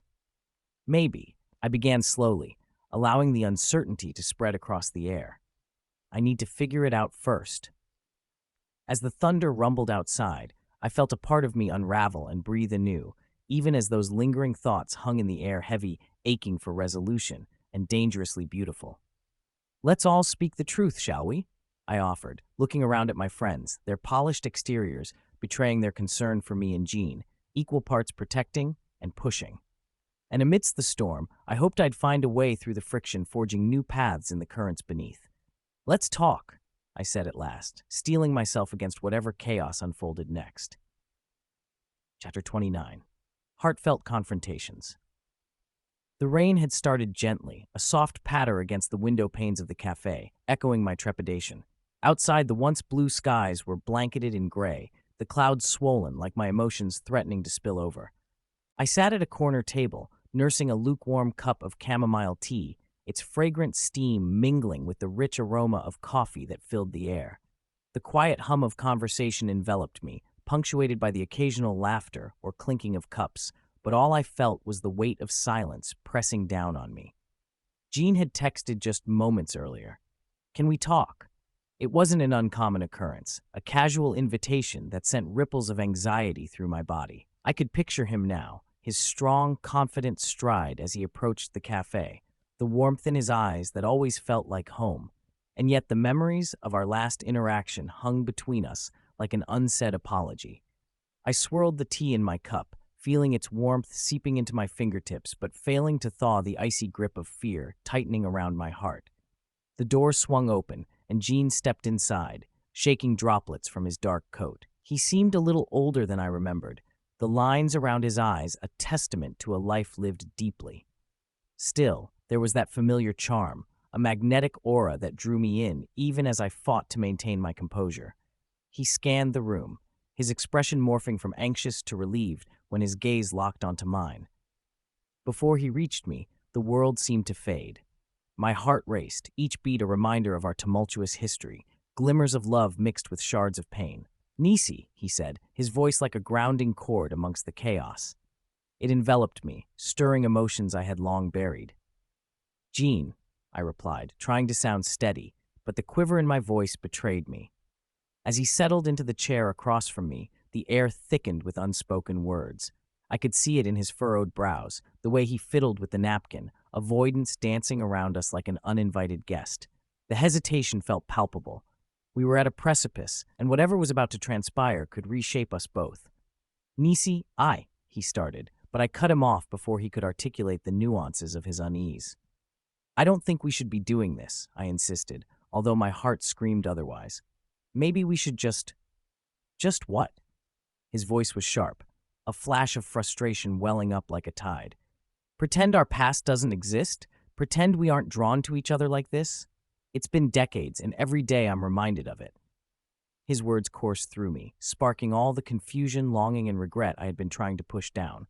"And what does that mean for us now, Jean? What about the lives we've built?" "Lives," he scoffed, the sharpness in his tone surprising me. "You mean the facades? The jobs we cling to as shields? The commitments made because we felt we had to? I'm tired of pretending." The frankness of his honesty made my chest ache. Jean's deep-set eyes searched mine, and something in the softening of his expression reminded me of all the moments that had led us here. Still, I couldn't swallow the lump in my throat, a mix of fear and vulnerability wrapped in memories of who we were. And what if we break things all over again? He leaned closer, an urgency in his posture. "What if we don't?" His words hung between us, charged, as though everything hung on that singular thread. I could feel the heat emanating from him, his presence pulling me closer, compelling and intricate. In that moment, the cafe around us faded. I wasn't just Nicey O'Sullivan, the ambitious woman wary of emotional risk. I was a girl who had shared dreams with him under starlit skies, weaving fantasies of what could be. "I feel like I'm standing in front of everything I've ever wanted," I confessed, the confession dropping into the air, heavy yet liberating. "But it terrifies me." "Terrifying is sometimes all we have left," he said softly, his thumb absently tracing the edge of his cup. "And maybe it's time we stop running from it. I can't live in regret any longer." I wanted to hold on to that sentiment, let it light a fire within my heart, yet fear danced around, reminding me of the scars of past wounds. Memories cluttered my mind, the laughter mingled with shadows of betrayal and missed opportunities. "And what if you break another promise?" "As long as I'm breathing, I'll keep my promises to you," he replied earnestly, locking his gaze on me as though willing me to believe him. "But to do that, we have to start anew, with honesty." For a fleeting second, the weight of my insecurities lifted. I wanted him. I wanted this undeniable connection forged through years of silence and longing, but could I risk everything? The sound of chairs scraping against the floor jolted me back as a small group entered the cafe, their boisterous laughter breaking the tension. My heart raced even faster. Was this the right time? The noise filled the air like an unwanted distraction, and I took a deep breath. Then I spotted Lila, my best friend, as she approached our table, her expression shifting when she saw the charged atmosphere.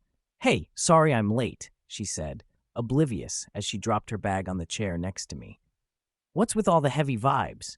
You two look like you're about to break some earth-shattering news." "Something like that," Gene said, his voice dipped in irony, but it barely masked the tension beneath. Lila's gaze darted between us, catching on something unspoken. "Spill it! What's going on? Did someone finally confess their love?" "Something like that," I interjected, my voice almost whispered. The irony, however, felt plain. Was I so afraid of losing him that I needed the covert support of my friend as a shield in our confrontation? Leela leaned in, her playful demeanor shifting to something more serious. "Nicey, if you feel something for him, lean into it.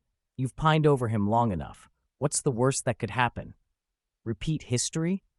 My voice came out sharper than I intended, and I noticed Jean's shoulders tense at my words. "Or you could find happiness," Lila countered, her tone unwavering. "You need to start taking chances. You deserve it." Without turning my head, my gaze returned to Jean, whose fingers were now tapping the tabletop, creating a nervous melody. I could see him wrestling with his own thoughts, caught between conflict and desire, unsure how to proceed when confronted with my hesitation. "Nicey," Jean breathed, the sincerity in his voice carved with vulnerability. "Can we leave the past behind us? Can we be honest, if only for a moment?" The rain began to pour heavily outside, drumming against the window like a heartbeat, a reflection of the chaos swirling within me. "I think I want to try, Jean," I said, the words feeling both exhilarating and terrifying. "But I can't ignore how painful this can get. Not again." "You want to guard your heart? I understand," he said, his voice softening, "but I don't want to live without you ever again." Lila nodded, her attention flicking between us like a tightrope walker balancing at a great height. "See, you're already halfway there. Just be honest with each other for once." Just as the tension began to fade, the cafe's door swung open again, and in strode Dmitri, my brash colleague from the marketing team, sweat glistening on his brow. "Nicey, you won't believe it. I just landed us a meeting with the clients I was telling you about," he murmured excitedly, completely oblivious to the charged moment surrounding us. I shot him an incredulous look. "Dmitri, can't you see we're in the middle of something important?" He chuckled, his eye dancing with mischief. "In the middle of what? I was just saving your job, my colleague." "Your timing is impeccable as always, Dmitri," Jean replied dryly, the tension morphing into an uncomfortable laughter. I rolled my eyes playfully, though the moment felt like an inadequate distraction from the heaviness that lingered. I couldn't just let this slip away again.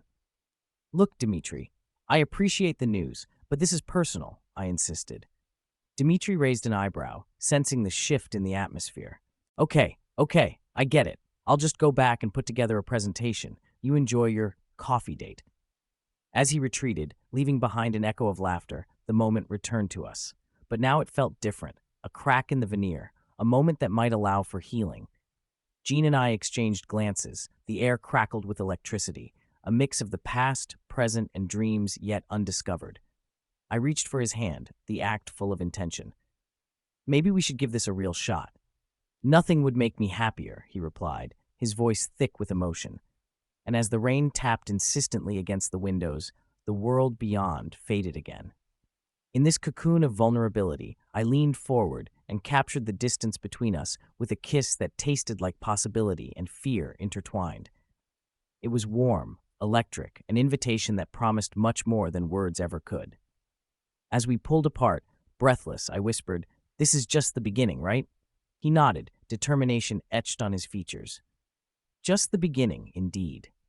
But without knowing it, fate had other plans waiting on the horizon, an enticing swirl of chaos that was destined to unfold. And as the rain continued to fall, our truths lay tensely brewing, ready to be revealed. Chapter 30. Comfort in Chaos. "Are you sure it was just a promise you made, Jean? Because what I saw back there looked like something more." The question hung in the air between us, dense and electric, my heart thrumming wildly beneath the surface as I studied his reaction. Jean's jaw clenched, a fleeting sign of vulnerability that caught me off guard. The evening sun cast long shadows through the open window, Motes of dust danced like tiny ghosts around us. Inside this small, shared space, time felt suspended, while outside, life went on as usual, cars weaving through the heavy traffic and distant laughter spilling from the nearby park. His gaze flickered to me, a mixture of frustration and longing, and I held my breath, wondering if the answer would come accompanied by the warmth of his reassuring grip or the chill of untold secrets. "Nicey, it's complicated," he finally replied, his voice low but steady. "Complicated feels like an understatement," I countered, crossing my arms defensively. Memories of that earlier confrontation replayed vividly in my mind, words thrown like daggers, truths laid bare like fresh wounds. Our shared history was a tapestry of laughter and tears, yet here we were, two people weary of the upheaval. Jean moved closer, the space between us shrinking imperceptibly. The scent of musky cedar and a hint of lemon teased my senses, grounding me. I caught the flicker of his emotions, both a yearning for connection and a fear of exposure. He was a puzzle, and I felt as if I had just stumbled upon a piece that hinted at something more. "Do you remember that summer in high school?" His question was unexpected, slicing through the tension. "When we spent nights on the roof, pretending the stars listened to our dreams?" "Of course." I smiled, despite myself. "You said you wanted to build a life without regrets."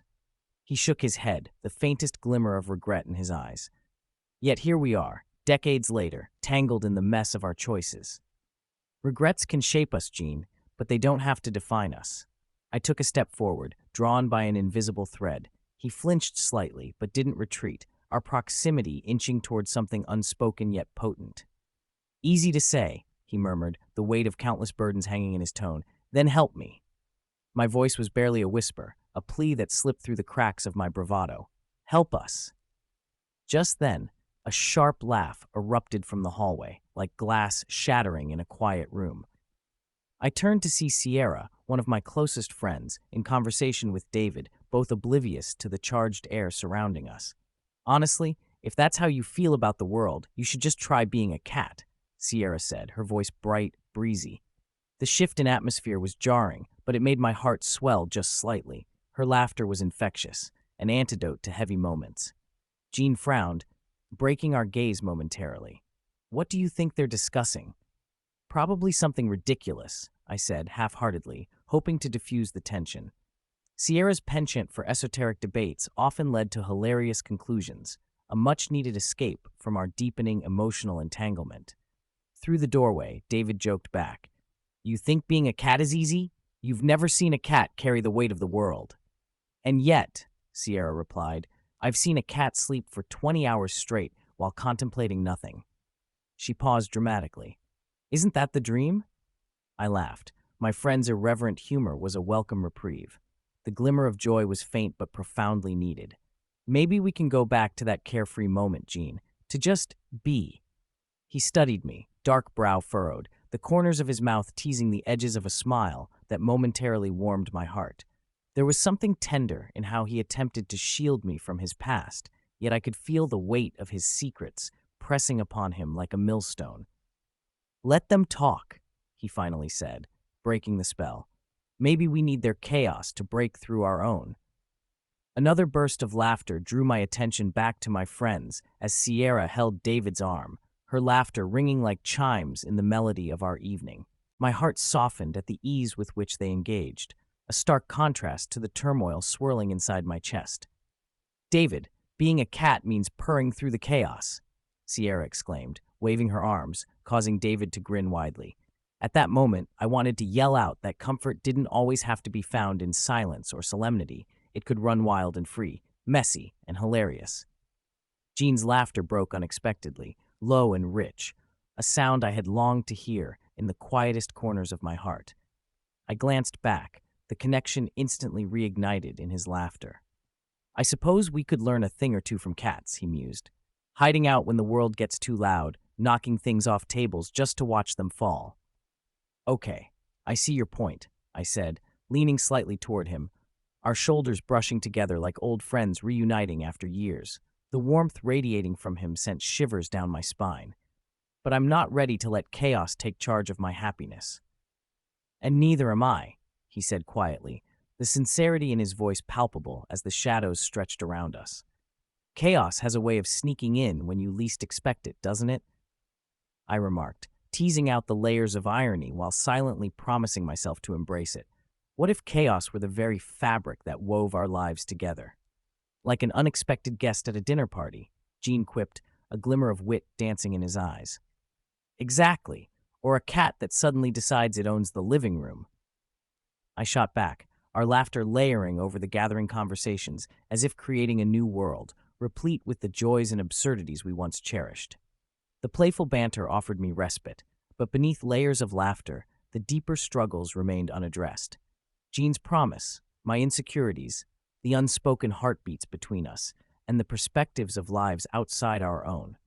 Closing my eyes momentarily, I breathed in the mingling scents of cedar and fresh coffee, and confidence began to burgeon as I considered the possibilities.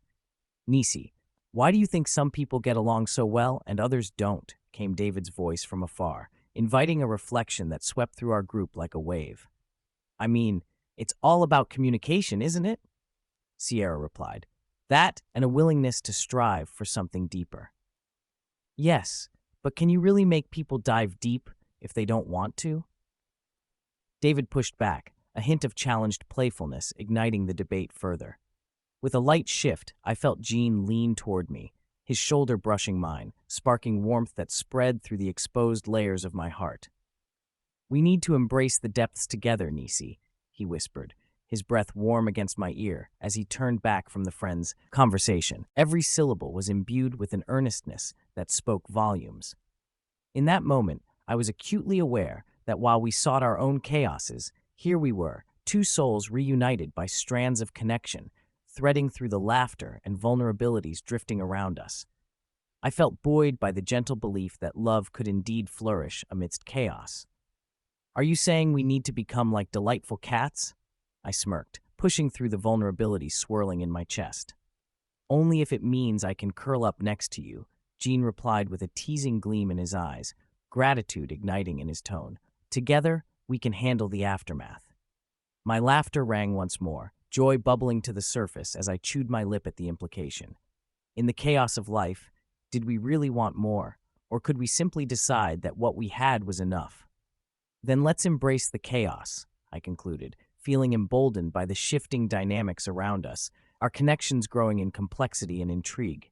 And just like that, with an enveloping warmth of companionship, the journey began anew, where comfort met chaos. A dance of intimacy woven through laughter, serious underneath, yet brimming with potential. As the evening wore on and life continued to unfold beyond the confines of our small gathering, I realized that honesty, laughter, and the depth of shared chaos could create our sanctuary, one I both wanted and feared. Through it all, our hands would reach blindly, revealing a different kind of promise, one born of acceptance, choice, and the understanding that amidst the tumult, we could find home in each other. Chapter 31, Navigating New Terrain. The morning light filtered through the half-drawn curtains, casting a warm, amber glow across the living room, illuminating the remnants of the night's turbulence. The faint scent of coffee lingered in the air, mingling with a whiff of lavender from the candle I had lit the previous evening. It was a subtle attempt to create warmth in a space that remained caught in the balance between familiarity and apprehension. Today was pivotal. Jean was coming over, and I felt the weight of it pressing against my chest like a tidal wave threatening to spill over. I stood by the kitchen island, running the smooth surface with my fingertips, willing the echo of yesterday's conversations to fade into a soft hum.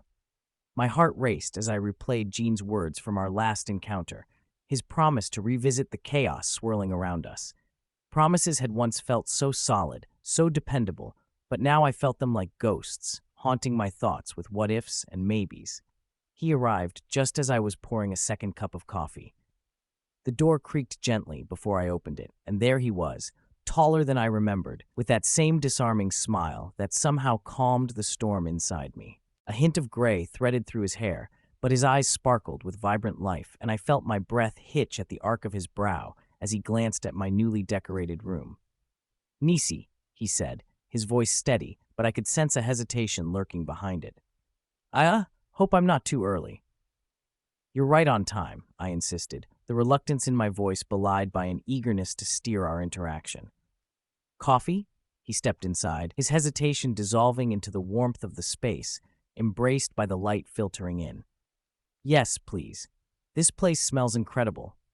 His gaze roamed over the small changes in my living room, the slight rearrangement of furniture, the delicate centerpiece of wildflowers. I felt stronger, lighter under his scrutiny, and yet it drew out an odd insecurity. As I poured the steaming liquid, I endeavored to appear nonchalant, but my hands trembled, a testament to how closely intertwined our lives had become. Unlike the bold decisions I had made in my career, this road felt uncertain, fragility woven into every choice I made with him. I caught a glimpse of myself in the polished surface of the coffee pot, ready, yet terrified. "What's your game plan for today?"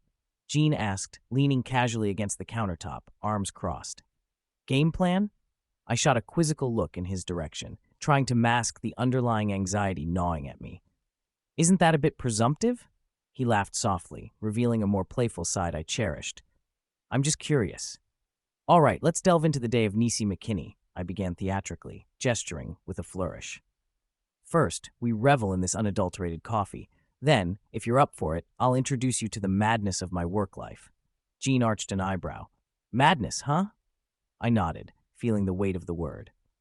"My team at the foundation is currently grappling with a fundraiser that could tip the scales for a charity initiative we've had in the works. I'm diving into the chaos." "Sounds riveting," he said with a hint of sarcasm, but I could see how he was genuinely intrigued. There was a challenge in his eyes, a flicker of recognition that matched my own fervor. With our mugs in hand, we moved to the couch, settling into a comfortable routine that felt almost nostalgic. Laughter came easily between us as we bantered over the memories we shared. Yet, amid the mirth, an undercurrent of yearning persisted, a longing punctuating the air that begged for acknowledgement. As we discussed the day's agenda, my attention flitted to the way his fingers wrapped around the warm ceramic mug, strong, steady, and present. It echoed the solidity I endlessly sought, but also the fear of its potential fragility if unearthed. "Nicey," he said suddenly, his tone shifting as he placed his cup down, leaning forward. "What are we doing here?" I didn't answer immediately. Instead, I found myself caught in the resonance of his gaze. The laughter faded, replaced by an intensity that crackled between us, thick enough to cut. I was so painfully aware of the electric air surrounding us, like quicksilver, impossible to grasp. "We're navigating new terrain," I replied finally, knowing that my words fell short of defining the real journey we faced. He nodded slowly, brows furrowing, contemplating my ambiguity. I could feel the tension rising, an unspoken acknowledgement of the past's grip on us. The moment was interrupted by the shrill ring of my cell phone. I retrieved it from my pocket, glancing at the screen, my heart sinking as I recognized the name Diana, my assistant. She had a knack for pulling me back into reality at the most inconvenient times. "Excuse me, I need to take this." I stood, albeit reluctantly, transitioning into a more professional designation that felt foreign in the presence of Jean. "Of course," he said, his eyes glinting as he sat back. "I'll just enjoy this riveting view." His teasing made me smile, lightening the burden I carried. I stepped into the kitchen, answering the call. "Diana, what's going on?" "Nicey, we've hit a hiccup with the venue for Saturday's fundraiser. They just backed out." Her voice was panicked, a real urgency ringing in her tone. "I need you to intervene. Can you make a few calls?" The reality of my responsibilities crashed over me. "I'll handle it," I said immediately, a sense of determination solidifying within. "I'll reach out to the backup venues and touch base with the team. Just hold tight." As I ended the call, my heart raced with the burden of immediate tasks swirling around me, but I had to navigate this without losing sight of Jean's presence. Returning to the living room, I found him still seated, a hint of curiosity etched on his face. "I'm sorry," I said, my tone lighter than I felt. "Duty calls. Sounds like it's going to be a busy day."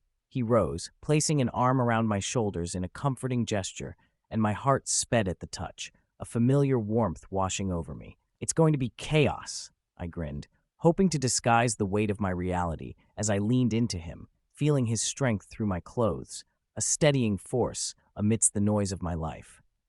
In that moment, the connection we had felt more profound, unmistakably tangible.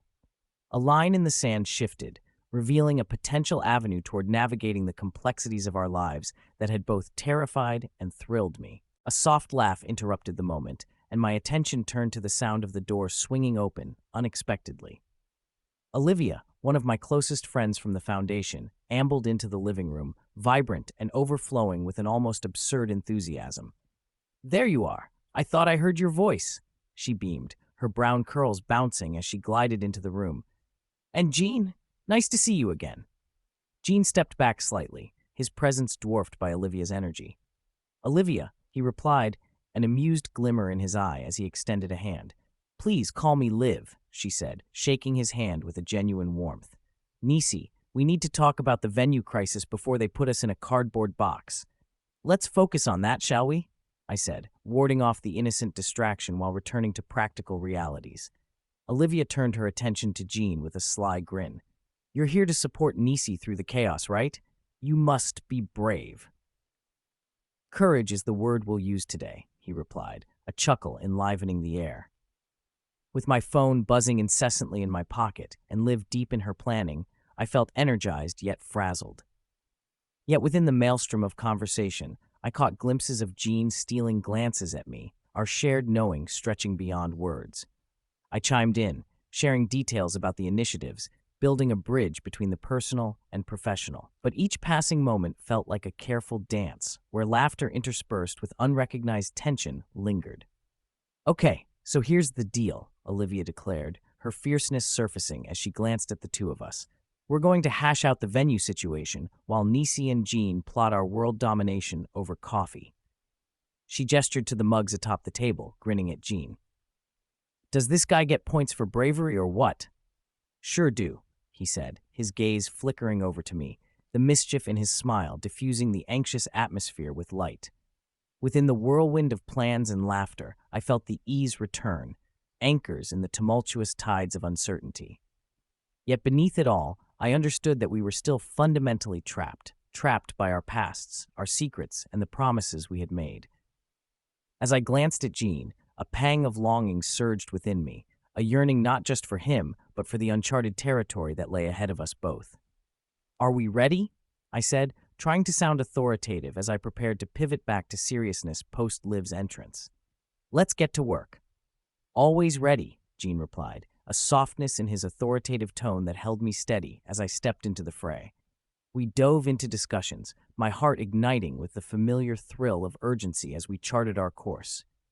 Yet, amid the chaos of an all-too-familiar routine, I couldn't shake the sense that the real upheaval lay not in the projects at hand, but in the unacknowledged emotions bonding us together, challenging us to navigate new terrain beyond our prior expectations. As Liz and Jean tossed ideas back and forth with spark and energy, I couldn't help but bask in the realization that amidst the chaos and complexity, perhaps finding this path together could lead to something even more profound than what we had hoped for. The day loomed ahead, but for the first time, it felt like it might just hold the promise of something beautiful and new. Chapter 32. Mending Broken Bridges. Is it really over between us? The question hung in the still air, sharp as a knife, slicing through the warmth of the late afternoon. The sun dipped toward the horizon, spilling golden light across Jean's weathered face. Shadows danced in the creases around his eyes, hinting at the laughter we once shared in a different lifetime. At that moment, we stood in my small apartment, cluttered with remnants of old photographs and unfulfilled dreams, neither of us willing to bridge the unspoken distance looming between us.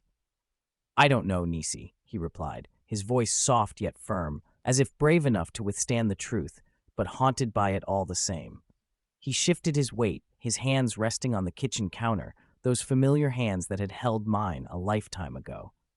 The kitchen drew me in with the scent of fresh herbs, mingling with the distant notes of rain that threatened to fall.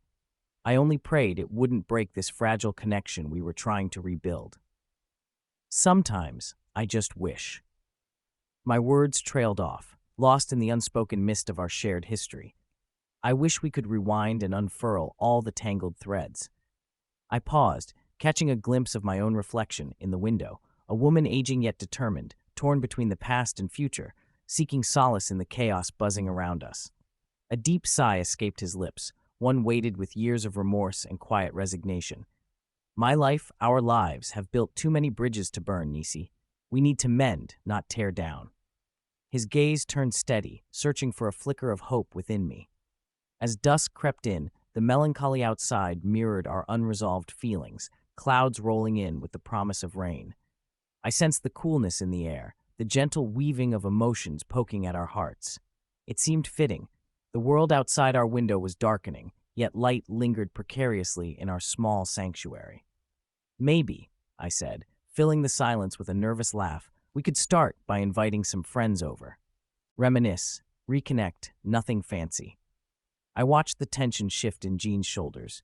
I mean, like old times. And risk the chaos?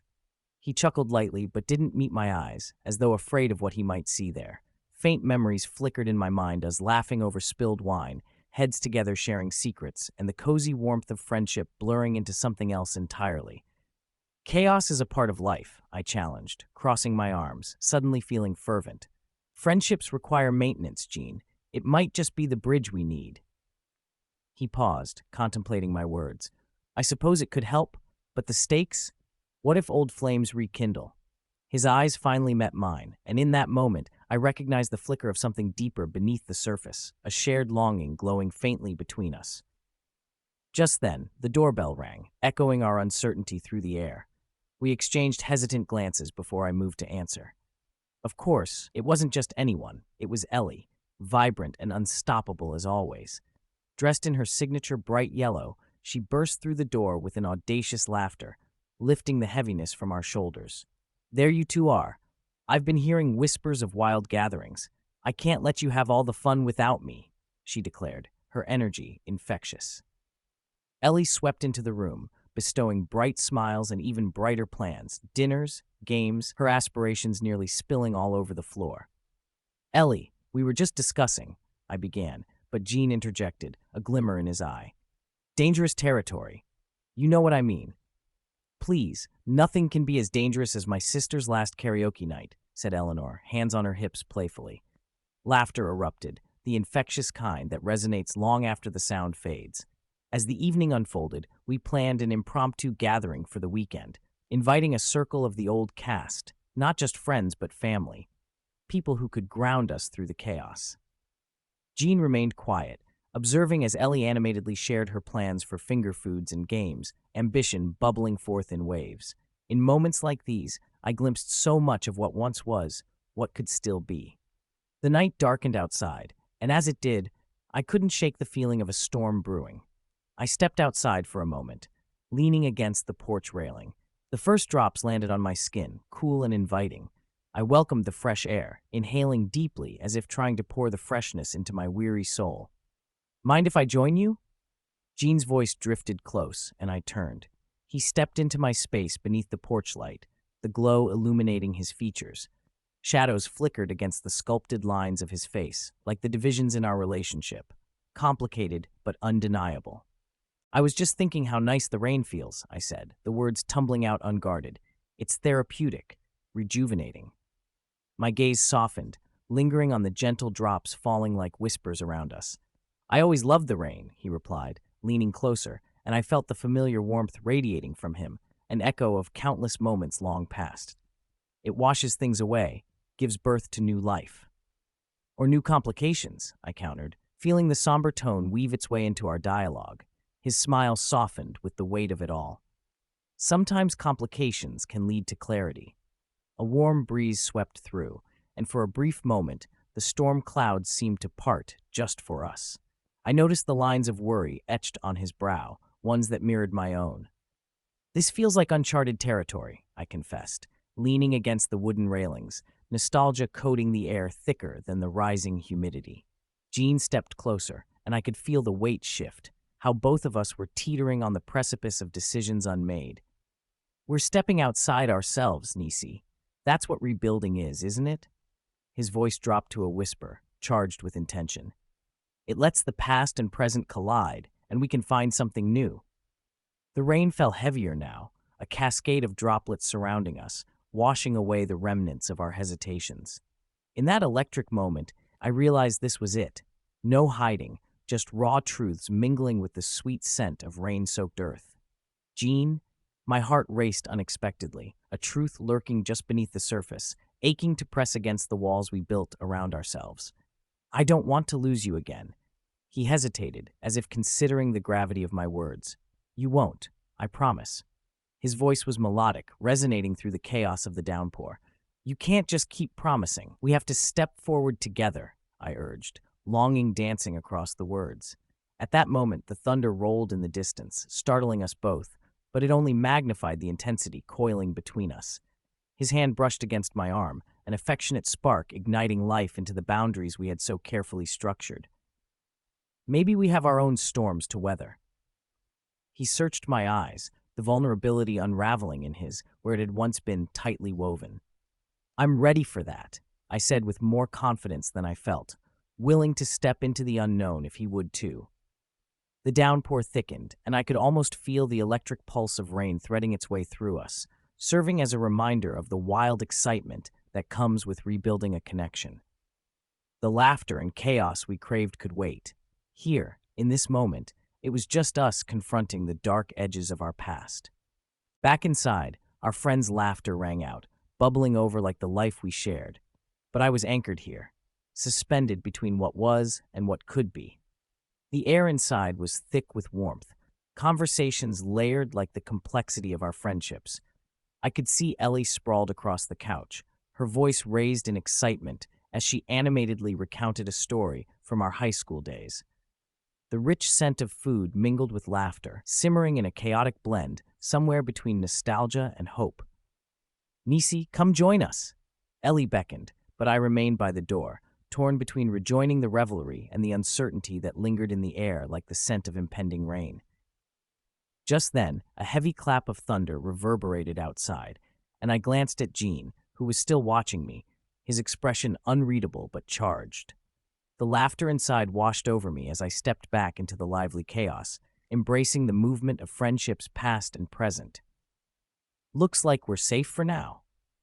I tried to play off the brewing storm in the distance, but my voice trembled slightly, betraying the surge of emotions stirring within. Only if we keep the fun going, Jean replied, leaning a little closer, his voice laced with unearthly sincerity.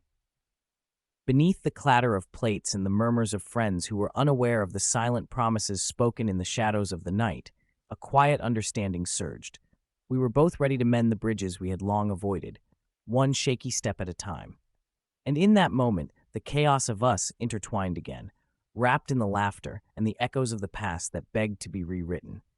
Love had become our storm wild, unpredictable, but maybe, just maybe, it could push us together into calmer waters.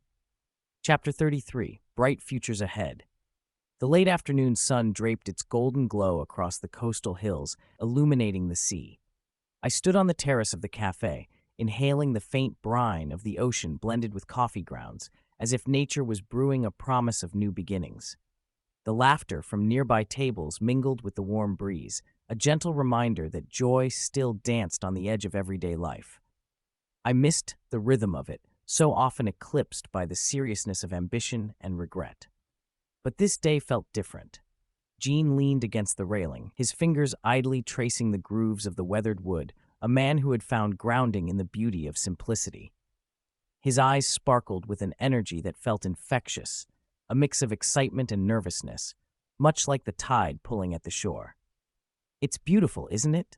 he mused, his voice rich and sonorous, as though each word was laced with gold. "It really is." I turned to face him, captivated by the sunlight dancing in his hair. There was something enchanting about his presence, as though he carried the weight of the years yet wore it lightly. "Life has this way of surprising us." He smirked, a crooked line that sent a rush of warmth through me, a reminder of a summer long gone. And here I thought I was the only one doing the surprising today. My heart fluttered at that, his teasing still as potent as it had been decades ago. Was it possible to feel this alive at our age, to be rekindled by the flames of the past? I brushed an invisible piece of lint from my blazer, nervous energy settling in my stomach like a fluttering bird. "Let's take a walk." The words slipped out before I could reconsider. The cafe was nice, but it couldn't contain the possibilities swirling between us. Jean nodded, and we meandered down the path toward the beach, boots crunching on the gravel, our shadows stretching ahead of us like brave explorers. The ocean surged nearby, rhythmically crashing against the rocks, while laughter echoed from families dotted along the shore, their carefree moments mirroring what I yearned for, yet so often felt unworthy of. "Do you ever think about what we could have done differently?" I asked, my voice barely rising above the breeze. "Regret's a heavy weight," he offered, glancing sideways, his expression unreadable. "But I've learned to let some of it go." That was Jean, always the philosopher, yet wrapped in a delicate veil of introspection. But deep down I could sense the clench in his jaw, a lingering shadow of the past he sought to escape. I wanted to push further, to ask him if he still felt the burden of the promise he made so long ago, a promise that shaped the man he had become. His sudden chuckle broke through my thoughts. "What? Thinking too deeply again?" "It's a gift," I teased with a smile, trying to lighten the moment. "You always said it was my superpower." "It is, but remember, not every thought needs to be dissected like a frog in biology class." The laughter exploded between us, our shoulders brushing as we walked, creating almost a physical representation of the empathy we shared. Just then, the sun dipped lower, casting long shadows that danced against the beach, and I felt the energy shift, an unspoken tension crackling between us, igniting long dormant embers. Dawn Collins, my neighbor from 2 doors down, was stirring a large pot of chicken gumbo in her kitchen, aromas wafting through her open window and spreading sweet comfort into the air. The heat of the unseen spice blended with her laughter as she recounted the antics of her Pomeranian Rufus to her long-distance friend on the phone. "Can you imagine? I caught him stealing a corn muffin from the counter this morning. He's like a little thief, I swear." Dawn's voice was bright, uplifting, and her hearty laughter bubbled over the speaker like the gumbo on the stove. Yet beneath her jovial exterior, I could sense her loneliness, a persistent undercurrent gnawing at her happiness. After a moment, she shifted her tone. "But enough about Rufus. We need to talk about Nicey. Did you hear she's back in town? She ran into Jean Fabian at that cafe by the beach." "Oh, I remember Jean, such a charmer. What are the odds they bump into each other after all these years? Right? I wonder if there's something brewing there," Dawn said, a knowing twinkle in her voice. She always had a soft spot for him. "Oh, it's definitely more than a soft spot, if you ask me. Have you seen how they used to look at each other?" Dawn sighed dreamily, the stories lingering in the air like the steamy vapors of her cooking. "I hope they rekindle. She deserves it. They were like fire and ice, Such chemistry." The conversation continued, light and airy, an exploration of past loves and lost moments. Yet, amid the levity, I could sense something heavier, the threading of curiosity and hope that tethered us all to one another and to our shared pasts. Back on the beach, Jean had stilled, staring out at the ocean, a frown creasing his handsome face. I followed his gaze, my heart quickening. "What's on your mind?" "There's something about this moment, Nicey," he said, his voice low and solemn. "Do you ever wonder if our lives could have unfolded differently?" 100 times a day, I admitted, wrapping my arms around myself as if shielding from the winds of nostalgia. "But it's not worth living in the past. We can't change it." He studied me, the way an artist examines a canvas, searching for its hidden beauty. "But sometimes, maybe it's about finding closure in those echoes, instead of erasing them." "I don't want to erase you, Jean," I whispered, my heart quickening, "or the moments we had. They shaped me, shaped us." He turned to me, that vulnerability shining in his eyes, and for a moment I wasn't sure if I was staring into the depths of the ocean or his soul. It was a raw, honest moment, charged with the weight of what could have been, of the years between, swallowing every regret, but also igniting every hope. "Let's make a pact," Jean suggested, a fire igniting in his tone.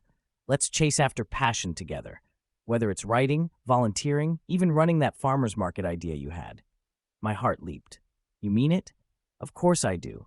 His gaze held mine, steady and unwavering, bridging the gap between past and future.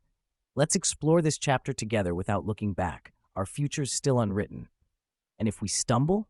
I dared to ask, imagining the painful possibilities of revisiting old wounds. Then we pick each other up and laugh. That's what friends do, right? His playful tone brought warmth back to my core, yet it felt like more a promise, a challenge, and a leap of faith wrapped into one. Okay, I said, a grin breaking free. Then it's settled, and maybe we'll start a new tradition, spontaneous adventures. Adventure awaits, he declared, striking a mock pose like a knight promising to slay dragons, and I couldn't help but laugh. The tension slipped away, a refreshing release of years of held breath. Just then, an idea sparked in my mind that brightened my mood even further. Let's start with something small this weekend. I dare you to try teaching me how to surf. Surf? You're on. Gene laughed, shaking his head. I'm not putting you in the water without some proper lessons first. Then we'll find some lessons. I beamed, my heart racing with excitement. It felt like rekindling the flames of our youth, something we hardly dared to do back then. As laughter wrapped us in its rhythm, I could feel the fragile threads of connection weaving tighter, a tapestry rich with color and texture, embroidered with memories yet to come. Ready? Gene inquired, his playful expression giving way to something more tender, as he studied me as though he was contemplating something profound. Ready, I replied, though a tiny sigh escaped me, filled with unyielding hope and something deeper beneath the surface. An uncharted water, daring and wild, promising bright futures ahead. And in that moment, it felt as though we were both ready to embrace whatever paths lay before us, even if we had to meander through waves of uncertainty to get there. Chapter 34, Examining Choices. The early morning fog clung to the ground like a gossamer veil, weaving around the legs of the old oak trees that stood guard over the park. It created an enchantment that felt both comforting and suffocating, as if the world was holding its breath, waiting. I sat on a weathered bench, worn smooth by years of stories whispered among its seams, allowing the cool air to tickle the back of my neck. The scent of damp earth and fresh grass permeated the air, grounding me even as my mind soared. I pulled my scarf tighter around my shoulders, a thin barrier against the chill that seeped through my skin and into my bones. This was the place where Gene and I first stumbled into the twilight of adulthood so many years ago, where laughter mingled with dreams, and each glance held the weight of unspoken promises.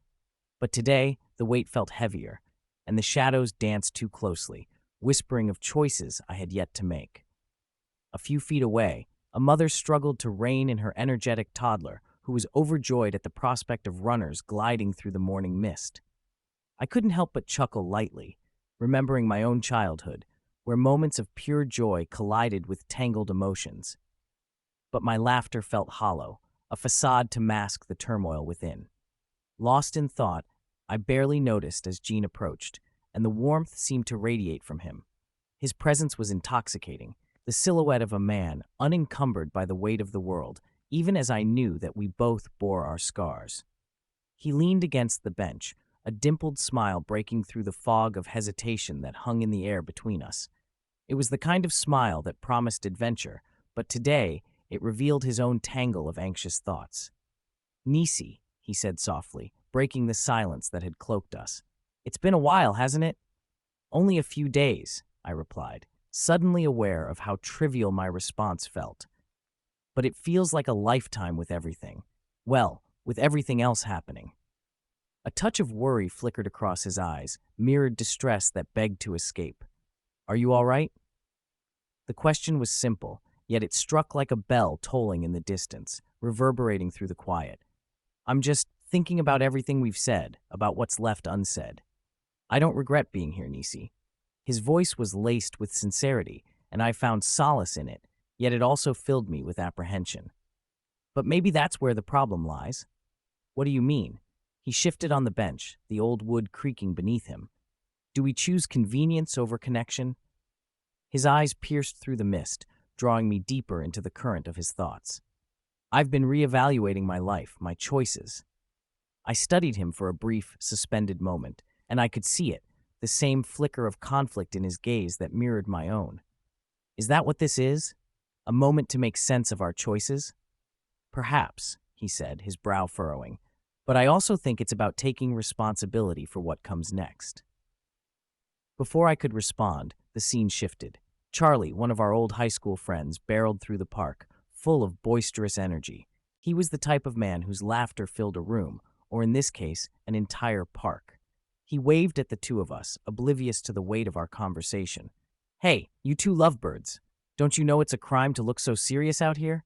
I stifled a laugh, but it erupted anyway. "You're one to talk, Charlie," I called back, my heart lighter for the moment. He approached, arms wide open. "Just spreading joy, my dear friends. Nicey, tell me you've considered my offer to join me at that art fair. I'll even let you critique my taste." "Your taste is as high as your hair." "Not happening," I shot back, grateful for the respite from deeper emotions. He feigned a gasp, hand on his heart. "You wound me. That hair has taken years to perfect, you know." Jean chuckled, the tension lifting just a fraction under Charlie's playful demeanor. It was a reminder that life continued, that friendships could blossom even in shadowy moments. "Perhaps," Jean chimed in, "Charlie can provide us some comic relief while we undertake this serious journey of reevaluation." "You know I'm the oldest supporter of self-examination," Charlie declared with mock solemnity, "as long as it involves minimal crying and maximum wine." As we laughed, I caught Jean's sideways glance. I could feel his thoughts whirling behind those warm brown eyes. We were circling around something too large to confront just yet, a darkness we weren't ready to face. And still, the lightness Charlie provided, the way he shook up the air with laughter, offered a fleeting reprieve. After Charlie departed with another exaggerated wave, silence fell once more, but this time it felt different. Tension shifted into a kind of expectancy, the kind that buzzes in the silence before a thunderstorm. I leaned back against the bench, my fingers grazing the cool wood as I prepared to plunge deeper. "Nicey," Jean began, his voice low and steady as he turned towards me. "Can we talk about it? The promises we've made to ourselves and to others?" "Those promises can be heavy, Jean," I replied, my heart racing as I met his gaze. "What if the weight becomes too much? What if we can't carry them?" He looked torn, yet resolute. "Then maybe it's time we reconsider those promises and challenge what we truly want." The air between us crackled with unspoken possibilities, the soft rustle of leaves mingling with the electric tension that hung heavy in the atmosphere. I could feel the pulse of my heartbeat, each thrum reflecting the words that danced on the tip of my tongue. "But what if what we want tears us apart, rather than brings us together?" He hesitated, the silence growing thicker. "Or what if it does the opposite? What if it's the beginning of something we didn't know we were searching for?" As the world slipped away around us, the air thickened, every breath a prelude to the inevitable. I could feel his warmth, a beacon against the chilly morning fog, and somewhere deep within me, a longing intensified, intertwined with fear. The ghosts of the past whispered like shadows on the edge of my consciousness, cautioning me to let go of my anxieties. In an impulsive moment, I reached out, brushing my palm against Jean's hand. It was a spark, a bridge built on the fragility of the moment. What if we just let the currents guide us? His eyes searched mine, studying the depths of my uncertainty, merging with an urgency that ignited something within. "Nicey," he whispered, moving slightly closer, "what we feel." Before he could finish, a sudden gust of wind swirled around us, carrying the scent of damp leaves, electrifying the air, and I leaned in, drawn by an uncontainable force. Our lips brushed softly, a tender exploration that spoke more than words could articulate. I felt the warmth of his breath, the world narrowing until there was only him, a connection forged in the uncertainty between us, a moment that felt as if it had been waiting for decades to unfold. Time froze, my heart thundering as I savored the delicate intimacy, when a sharp clamor startled me, an onlooker possibly, or an errant dog, but it broke the spell. I withdrew, the heat of the kiss lingering on my lips, uncertainty crashing back upon me. The moment ripped back into reality like a jagged gasp, leaving us breathless amid the remnants of a fleeting magic. I pulled away slightly, the distance echoing the walls I'd grown so practiced in building around myself. Maybe we should both think about that choice, and what it means for us. I said, my voice trembling. Jean nodded, his eyes expressing a storm of emotions. "You're right," he said softly, almost as if conceding to some unwritten understanding. "This isn't just about us, it's about who we want to be." I inhaled deeply, feeling the weight of the uncharted waters we were set to navigate. Then let's examine our choices together. As the sun broke through the fog for the first time, illuminating the park in warm light, I felt the stirrings of hope entwined with trepidation. This moment we shared could either build the foundation for a new beginning or unravel everything we thought we knew. The choice loomed large, but love whispered promises of what could be, and the desire to confront it all felt like enough. Together, I echoed, my voice holding more certainty than I felt inside. As we sat in the dawning day, the path stretched ahead of us, a canvas of possibility. The laughter and hopes of yesterday felt dangerously close, and yet the promise of tomorrow shimmered on the horizon, demanding that we make our choices or risk losing one another completely. Chapter 35, Testing Boundaries. The thick smell of rain clung to the air as I stepped onto the porch of my old childhood home, still adorned with rust-colored autumn leaves that crackled underfoot. The evening sky hung low, casting long shadows that mirrored the unease in my chest. I had wished for clarity, for a moment of grace to sweep in and soften the throbbing edges of my doubts about Jean, but instead, tension lingered like the storm clouds above, churned and heavy. I leaned against the railing, breathing in the petrichor, hoping it would ground me. Behind me, through the screen door, I could hear the low hum of conversation, a chorus of laughter and unexpected friendships. Jean's voice was a deep timbre, calm yet magnetic, drawing the others effortlessly into his orbit. But there was something else, something I couldn't quite place, simmering just beneath the surface of our interactions. "Nicey?" Sarah called from the kitchen, her exuberant voice slicing through my thoughts. "You should come join us. We're playing a game." "Which game?" I asked, the weight of uncertainty still thickening the air around me. "Guess who? The grown-up version," she replied with mischief. "You know, where we guess which secrets everyone's hiding." "Sounds productive." I rolled my eyes, a wry smile creeping onto my face. Yet the thought of facing Jean intertwined with everyone else was daunting. We had spent too long avoiding conversation, emotions shifting like quicksand beneath our feet. Suddenly, I felt the warmth of his presence. Jean stepped out, his silhouette framed by the flickering light behind him. "Nicey," he said softly, the way only he knew how, making my name feel like a secret. "Don't leave me hanging. You might just knock everyone's socks off." "Knock their socks off, or guess their secrets? You make it sound so appealing." I stepped back into the warmth of the house, shivering slightly as the cool air faded behind me.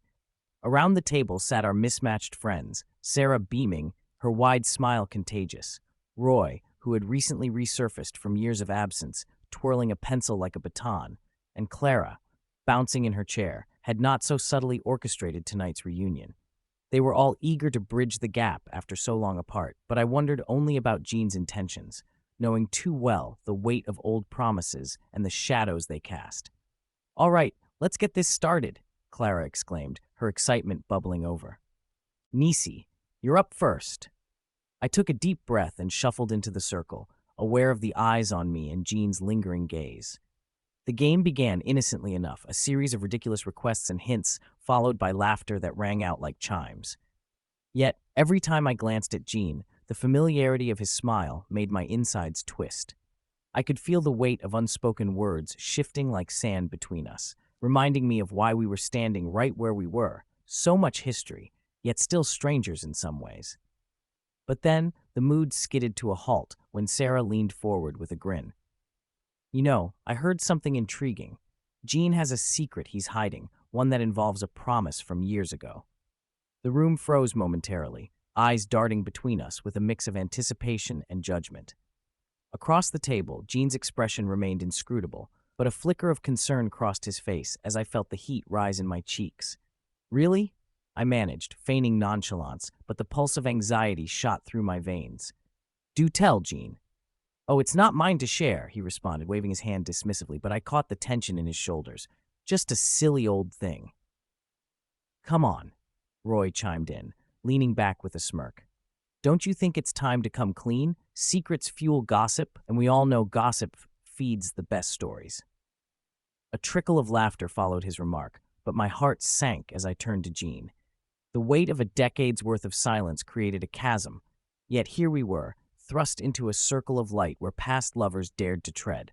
I could feel the heat radiating from him, both inviting and terrifying, as I gathered the remnants of my courage. "This game feels like it's gone slightly awry," I said, slicing through the laughter with a note of seriousness. "Secrets are funny things. Sometimes they protect, and sometimes they hurt." "I didn't mean for it to go this way," Sarah said, her eyes darting between us, her smile faltering. "It was just a game." "Was it?" Gene murmured, his gaze focused on me, and suddenly the room shrank, all other voices dissolving into the ether. I felt exposed, raw, as if our hidden feelings had been laid bare on the table for everyone to scrutinize. "Nicey," Gene began, brushing a hand through his hair.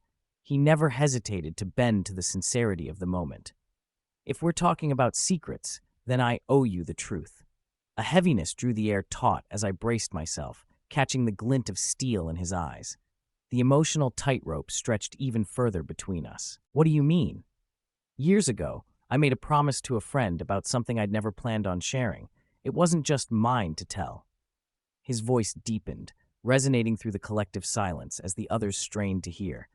"And that promise has shaped all my choices since."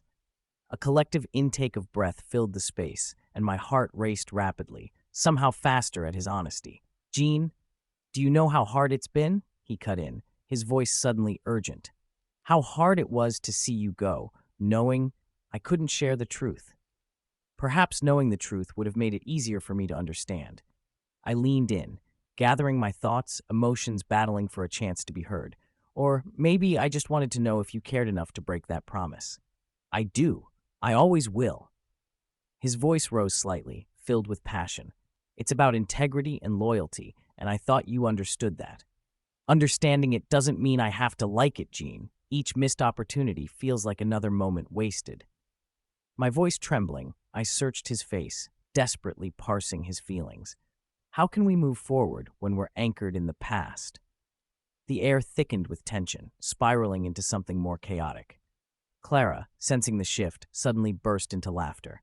"Let's lighten this up. How about we all reveal one silly secret instead?"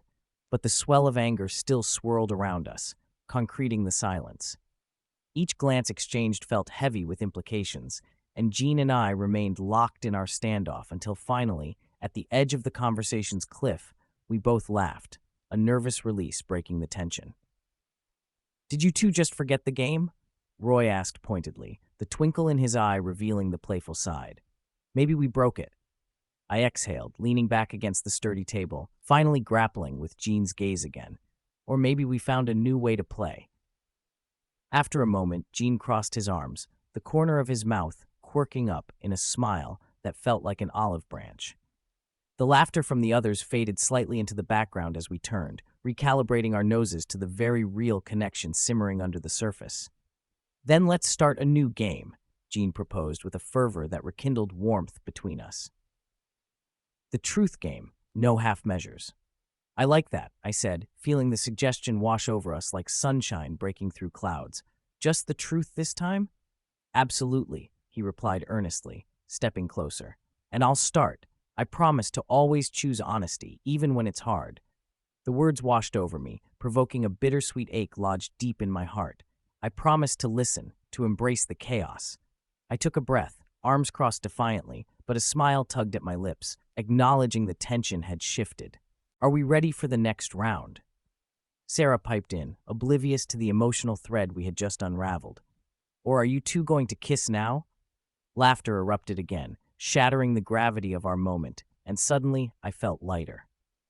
"We'll save that for later," I teased, shooting Jean a sidelong glance that set his smile ablaze. As the others resumed calling out ridiculous prompts and secrets, I realized we had crossed a boundary, testing where we each stood the past with its power lost, replaced by a thread of burgeoning connection and hope. "The truth, huh?"